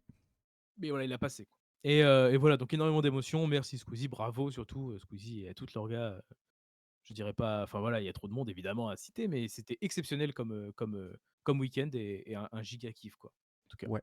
petite Il y avait personne. le CEO de Twitch quand même qui était là, pour Ouais, remettre, une grosse les symbole trophées du de coup, hein. ouais, c'était énorme en vrai. Parce qu'on Ouais, le voit c'est un on le gros voit symbole jamais, le aussi. CEO de Twitch, enfin, Ouais, que là, c'était c'est vrai, hein, énorme. c'est vrai. Donc Donc ouais, heu, ouais, c'est donc voilà. très cool. Petit, voilà, c'est juste, bémol parce que j'en ai rien à foutre et parce que je peux. Je trouvais ça dommage. Alors, je faisais partie de ceux qui trouvaient ça dommage justement d'avoir enlevé potentiellement, les mecs un peu plus forts, mais je comprenais l'argument justement, c'est pour que du coup, il y a peut-être un niveau un peu plus homogène ou qu'il y ait peut-être potentiellement plus de gens qui puissent se battre pour la victoire et du coup, l'ouvrir à l'international, c'était cool, mais du coup, virer les plus forts et l'ouvrir à l'international pour aller prendre un mec comme Carchez, genre son père était pilote professionnel quand même et genre lui, il est quand même grandi genre dans ce truc-là et dans le kart et tout. C'est dommage parce que du coup, le but c'était d'enlever justement l'effort pour avoir potentiellement voilà, du suspense pour la victoire. Là, pour la victoire, il y a eu aucun suspense. Il a éclaté le temps de la piste et il a même éclaté le temps de DPLO de l'année dernière. Enfin, Mmh. enfin, il les a éclatés quoi. Donc pour le coup, j'étais Ouais, en mode ça, c'est juste dommage, c'est que du coup, la justification d'enlever les mecs un peu gros pour qu'il y ait enfin voilà, plus de suspense pour mettre un mec encore plus gros, mais du coup qu'il n'y en ait qu'un. Bah, du coup, c'est un peu triste. Ça donnait un truc un peu triste du coup. Parce que c'est vraiment, en vrai. fait, on l'a pas vu de la course alors qu'il était numéro un et que du coup, on sait que enfin, c'est bien parce que du coup, les gens s'excitaient pour des batailles pour la deuxième, troisième place ou même pour plus loin dans le podium, ce qui est très bien. Mais du coup, moi, j'aurais aimé qu'on puisse avoir potentiellement une victoire, tu vois. Alors que là, en vrai, bon, il n'y avait pas de doute. Enfin, c'était sûr des samedis Ouais, matins, quoi, en fait. Donc voilà, c'est ouais. juste bémol. C'est ça, c'est vrai que c'est un peu dommage évidemment. Alors là, bon, enfin je juste j'étends un peu, il y a aucun blâme envers, justement ces pilotes-là. C'est juste Non, l'aspect d'avoir choisi de le mettre, quoi. seul blâme qu'on peut C'est lui faire, mais c'est pas sa faute, c'est d'être espagnol. Ça, c'est. Ouais, c'est ça. Alors que par contre, voilà, c'était un mec, lui m'a fait aussi un peu chialer mine de Ah ouais, il rien, était gentil. Bah, de toute parce façon, qu'il est incroyable. Tous ceux qui étaient là, en fait, hein. oui, Les 2 oui, Espagnols et Ludwig et Michael Reeves, comme disait, comme disait Kameto. oui. Ils étaient tous, très, très gentils, quoi. Ah bah, bien sûr. Et ouais, c'est vrai que les 2 Espagnols, bah, en fait, c'est terrible, mais c'est assez rare pour être souligné parce qu'on a l'habitude de voir des mecs casse-couilles et cetera. C'est un peu vrai, en fait, dans notre vision Oui. des choses. Eux, pour le coup, étaient hyper gentils Ouais, et non. c'est incroyable. Il a essayé de parler un peu en français, il avait un mot bon, je suppose qu'il a translate et tout, mais c'est pas grave, on s'en fout. Qu'il a pour le public français et tout, hyper humble et tout. Non, Non, non, incroyable. non, c'était oui, c'était très bien. Il fallait rien à dire sur Exceptionnel. les pilotes et C'est ça. sur les. Effectivement, ouais, comme tu dis, un peu dommage. Après, je sais pas si il savait entre guillemets avant de Bah, commencer je ça, suppose quand même qu'ils que faisaient. son niveau soit Non, mais ils aussi appellent pas des élevé. mecs au pif, donc en fait, je pense qu'ils savaient très bien que son père avait été pilote pro. Enfin, je pense que c'était facilement sachable C'est ça. et que lui, du coup, potentiellement, avait déjà fait pas mal de cartes et de trucs comme ça, tu vois. Donc ça, c'était quand même, il Ouais, devait le ouais, ouais, savoir. c'est ça. Je trouve ça un peu dommage. Ouais, c'est vrai, c'est vrai, c'est vrai. C'est vrai, c'est vrai. Mais Bah, voilà, écoute, gros big up. écoute, je crois qu'on a bien fait de pas mentionner l'autre chose Je dont on pense voulait aussi. potentiellement parler, qui était un peu du pas du bourrage, mais voilà, on se disait qu'on allait avoir un trou, donc on allait avoir le temps d'entamer un peu d'autres sujets. Mais finalement non, parce que là, je pense qu'on va Oh, pouvoir après conclure, ça fait 1h20. ouais, Donc on va finir un peu sur le vrac. Tiens, je vois voilà, que tu as un peu un petit truc à dire là, si tu veux. voilà, c'est ça. Un petit truc en vrac rapide, en tout cas pour finir, sur le sport et sur le sport qu'on a pu voir ce week-end. Championnat d'Europe de Eh oui. cyclisme, une semaine après les championnats du monde. Pogacar qui, pour la première fois, participe au championnat d'Europe, je crois, ou en tout cas peut-être pas la première fois, mais en tout cas première fois qu'il le gagne, Mmh. toujours est-il. Pogacar, champion d'Europe, une semaine après avoir été champion du monde. Evenepoel finit deuxième à 30 secondes de Pogacar. Et surtout, et ce qui est un truc exceptionnel, c'est que le troisième, c'est Paul Sexas. Paul Sexas, on en a parlé la semaine dernière, Oui. qui est un Français, 19 ans, hyper prometteur, etc. C'est le seul qui a pu suivre les deux mastodontes que sont Pogacar et Evenepoel, en tout cas le seul Mmh. pendant un certain temps. Et il finit quand même troisième, donc c'est-à-dire médaille de bronze au championnat du monde cyclisme professionnel à 19 ans. D'Europe. C'est une performance incroyable. Europe, pardon. Oui, monde pas encore. Oui, il fait Mais quand 13e, même, hein. il fait quand Eh même oui, oui. 13e. Voilà, on en a parlé la semaine dernière. Il a quand même fait 13e, donc c'est quand même très très bonne place pour Paul Sexas. Et là, la troisième place, bah alors là, j'en parle même pas. Troisième place au championnat d'Europe, c'est exceptionnel. Bravo à lui. Très très bravo à lui. Mais du Je coup, ça met de l'eau tiens. à mon moulin un petit peu quand même, par rapport à ce que je disais la semaine dernière. Et du coup, j'estime que là, d'autant plus après une 13e place aux mondiaux et une 3e place en championnat d'Europe, tu ne peux pas l'empêcher, enfin, ou lui dire de ne pas faire le Tour de France. Tu peux pas te dire que le mec qui fait En fait, 3e au championnat d'Europe ne fera pas le Tour de France. je comprendrais le problème. Alors moi, je vais m'exprimer. Le problème, c'est que, pour moi, s'il fait le Tour de France, bah, il fait que ça comme grand tour parce que le Tour de France, c'est Oui, au milieu de 2 grands tours. bien sûr. Alors qu'en vrai, moi, je le verrais bien. Je comprendrais qu'il fasse que le Tour de France, tu vois? Il y a pas de souci, je serais Mmh. hyper content parce que c'est quasiment le seul grand tour que je regarde. Mais je préférerais presque qu'il fasse et le Giro et la Vuelta, qui sont plus séparés du coup, il y en a un en juin, un en septembre. Je préférerais qu'il fasse les 2 Mais pour une première saison. je pense qu'il va en faire Que moi, seulement le Tour de France. je pense qu'il va en faire 2, hein. Je pense que, au vu de ce Le qu'il Tour de France disait, inclus? ouais, je pense qu'il va faire potentiellement, moi, je pense qu'il ferait peut-être Tour de France et qu'après, suivant comment ça se passe le Tour de France, qu'il pourrait enchaîner. Bah, je sais pas. En fait, le truc, c'est que, la Vuelta, c'est bien plus montagneux que, par exemple, le Giro. Oui. Et je sais pas si, il pourrait faire le Giro pour se mettre en jambes, puis après faire le Critérium du Dauphiné pour, 1 semaine du coup, Mmh. avant le Tour de enfin, c'est juste avant le Tour de France, quoi. Pendant une semaine, il fait le Critérium du Dauphiné. Il l'a déjà fait, je crois, hein, le Critérium du Ouais, Dauphiné, il ouais. me semble. Et il a fait un top 10, il me semble, en plus, donc voilà. Oui, oui. Mais voilà, donc peut-être, je sais pas, mais après moi s'il fait 2 grands tours et qu'il fait le Tour de France et un autre grand tour et que ça le baisse pas entre guillemets, qu'il se blesse pas, qu'il est pas fatigué ou machin, moi ça me va très bien aussi, hein, en fait. Moi, je Mais pense voilà, qu'il est jeune, il est frais, il y a pas de raison qu'il se blesse. Faut qu'il soit bien ouais, encadré et tout ça, tu vois? C'est normal qu'on le lance pas comme de la merde, ça, c'est sûr. ouais, Mais je peux difficilement entendre, enfin, puis je pense que même lui, à mon avis, en termes d'envie, je pense que tu peux difficilement entendre de faire 13e aux mondiaux et 3e en Europe et de te dire que, tu vas pas faire, genre le plus grand tour, enfin, de la saison, quoi. Genre, c'est bizarre. bien sûr. Oui, non, mais je suis aussi d'accord avec ça, bien évidemment. Et je pense que lui, le Donc moi premier après aura envie s'il de fait le le faire, Tour de hein. France, bah, évidemment, hein. Moi s'il fait le Tour de France, je suis très content, attention, je dis Oui, pas qu'il oui. doit pas le faire, mais voilà. Mais oui, je pense que lui, le premier effectivement, a envie de le faire. Juste point rapide encore sur les championnats d'Europe qu'on a eu là. Contre-la-montre homme, remporté par Evenepoel, ça change pas, mais du coup Evenepoel qui est champion olympique du contre-la-montre, champion du monde du contre-la-montre et champion d'Europe du contre-la-montre. Evenepoel qui est juste trop fort au contre-la-montre, qui est le meilleur rouleur, en tout cas en contre-la-montre, hein, mais le meilleur, du monde, quoi. Et c'est qui le champion Juste olympique, préciser tout ça. court, sur le cyclisme sur route? C'est lui aussi. Oui, voilà, c'était juste pour je le Parce savais, que mais Pogacar c'était ne l'a pas fait. oui, Bah, après je sais pas s'il l'aurait gagné Pogacar, mais en tout cas il ne l'a pas mais fait. voilà. Mmh. Donc voilà, voilà pour le petit vrac, qui a pris quelques minutes, mais voilà. Exactement, et donc on va finir avec un peu ce qu'on a écouté, ce qu'on a vu, comme d'habitude, ce dont on veut parler éventuellement. Voilà, je te laisse Ouais. commencer. Ouais, moi ça va être très rapide puisque, bah, il y a rien de particulier en termes de musique en tout cas, par rapport à par rapport aux autres fois, voilà, mais surtout, bah, en termes de films, séries, c'est comme d'hab Brooklyn Nine-Nine et puis après ça bouge pas, quoi. Mmh. Voilà. J'ai commencé saison 8, là, je suis à la moitié presque, bientôt Bientôt, bah, fini. bientôt la fin et bientôt on pourra débriefer, on va bientôt voir, Offspring et Simple Plan en concert, tous les 2. Donc Oui, on prendra peut-être un podcast pour débriefer ça, je pense. Enfin, ou en tout cas un des sujets du podcast en la tout cas, semaine d'après. ça peut être un sujet, ouais. Donc voilà, 8 novembre, la Défense Arena, ça va être mortel. Dans un mois. Voilà, c'est ça. Moi, en termes de musique, j'ai pas mal écouté alors, de Youngblood cette semaine. Alors, je connaissais déjà, mais là, je voulais peut-être me forcer un peu plus et découvrir un peu plus. Moi, ma préférée, c'est Funeral, mais j'ai un doute sur la préposition qu'il y a avant. C'est peut-être My Funeral, quelque chose comme ça. Bref, de Youngblood, qui est vraiment, si vous pouvez l'écouter, c'est vraiment mortel, quoi. C'est du rock, beaucoup, mais moderne, mais c'est reste du rock. Et je pense qu'il n'y a pas beaucoup d'artistes aussi jeunes qui font vraiment du rock, moderne, mais un peu à l'ancienne quand même dans son attitude et tout, donc vraiment c'est mortel. Voilà, et Ghost qui a annoncé sa tournée américaine et donc qui devrait annoncer dans les prochains jours une tournée européenne. Moi j'attends ça évidemment avec impatience, je prendrai mes places dès que la date sera diffusée, vraiment instantanément. Voilà. En termes de films et de séries, alors moi je crois que je l'avais déjà dit, mais je continue Superstore, voilà, pour la finir. J'ai commencé en termes de sitcom Big Bang Theory aussi, voilà, que j'avais jamais vu. Donc moi qui aime les sitcoms, j'ai commencé celle-ci.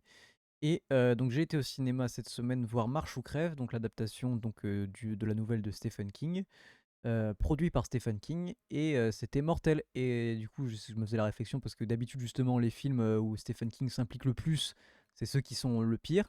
Je pense que c'est une des meilleures adaptations de Stephen King que j'ai vues, notamment parce que la fin change un peu du bouquin. Il y a des choses qui sont relativement simples, hein, enfin, c'est pas des grands plans tout le temps, c'est pas des grands trucs fantastiques au niveau de la réal tout le temps, mais il y a quelques plans qui sont très jolis. Il y a des trucs très efficaces. Et c'est Cooper Hoffman, si je dis pas de bêtises, l'acteur principal, qui est donc le fils de. Putain, ça m'énerve, je vais pas retrouver son nom. Pas de Dustin Hoffman, de l'autre. De Philip Seymour Hoffman, qui est mort il y a quelques années, qui jouait notamment dans Almost Famous, je sais plus le nom en français, mais bon, bref, c'est pas grave. Et donc il joue très très bien. Et l'autre acteur, je vais vous dire ça tout de suite parce que ça, il mérite d'être cité et que j'ai oublié son nom, qui est le personnage secondaire mais qui est quasiment principal, hein, qui est interprété par David Johnson, qui est fantastique, qui vraiment pour le coup crève l'écran. J'ai découvert cet acteur, il est fantastique. Donc voilà, Marche ou crève, c'est pas mal gore quand même, enfin c'est dur à regarder, mais c'est mortel, aussi bien au niveau du message que des acteurs qui sont voilà, très jeunes et un peu de la réal quand même, il y a quelques plans qui sont cool. Donc foncez le voir et moi j'ai adoré. Voilà. Je pense Merci. qu'on a fait le tour pour cette semaine. Au final, voilà, 1 heure et demie comme d'habitude. Écoutez, très content. J'espère que les nouvelles animations, les nouveaux trucs qu'on a préparés vous ont plu. Normalement, il y aura d'autres choses qui arrivent. Voilà, le fond principal devrait changer pour voilà, s'accorder avec les autres thèmes du reste. Peut-être qu'on fera voilà, aussi un thème sport méca, tout ça, tout ça. À voir. N'hésitez pas à nous dire ce que vous aimeriez voir éventuellement dans les commentaires et à nous dire ce que vous en pensez aussi. Et donc moi je vous dis donc à la semaine prochaine et je vous laisse comme d'habitude avec Bulle pour le mot de la fin. À plus. Effectivement, voilà, merci une nouvelle fois de nous écouter, de nous regarder, de tout ça, sur YouTube, sur Spotify. C'est un réel plaisir à chaque fois. Dites-nous effectivement, voilà, ce que vous pensez de ces petites animations, qui améliorent un peu, et qui rend un peu plus digeste, on va dire, le podcast, je pense. Geste. Parce que c'est voilà, merci. Voilà, parce que ça change un peu de décor, et cetera. Bref, effectivement, voilà, je vous fais des bisous. On se retrouve la semaine prochaine pour un nouveau podcast. Profitez bien, bonne soirée, bonne journée. Je ne sais pas quand vous nous écoutez, bonne nuit peut-être. Et on se dit à la semaine prochaine. Ciao.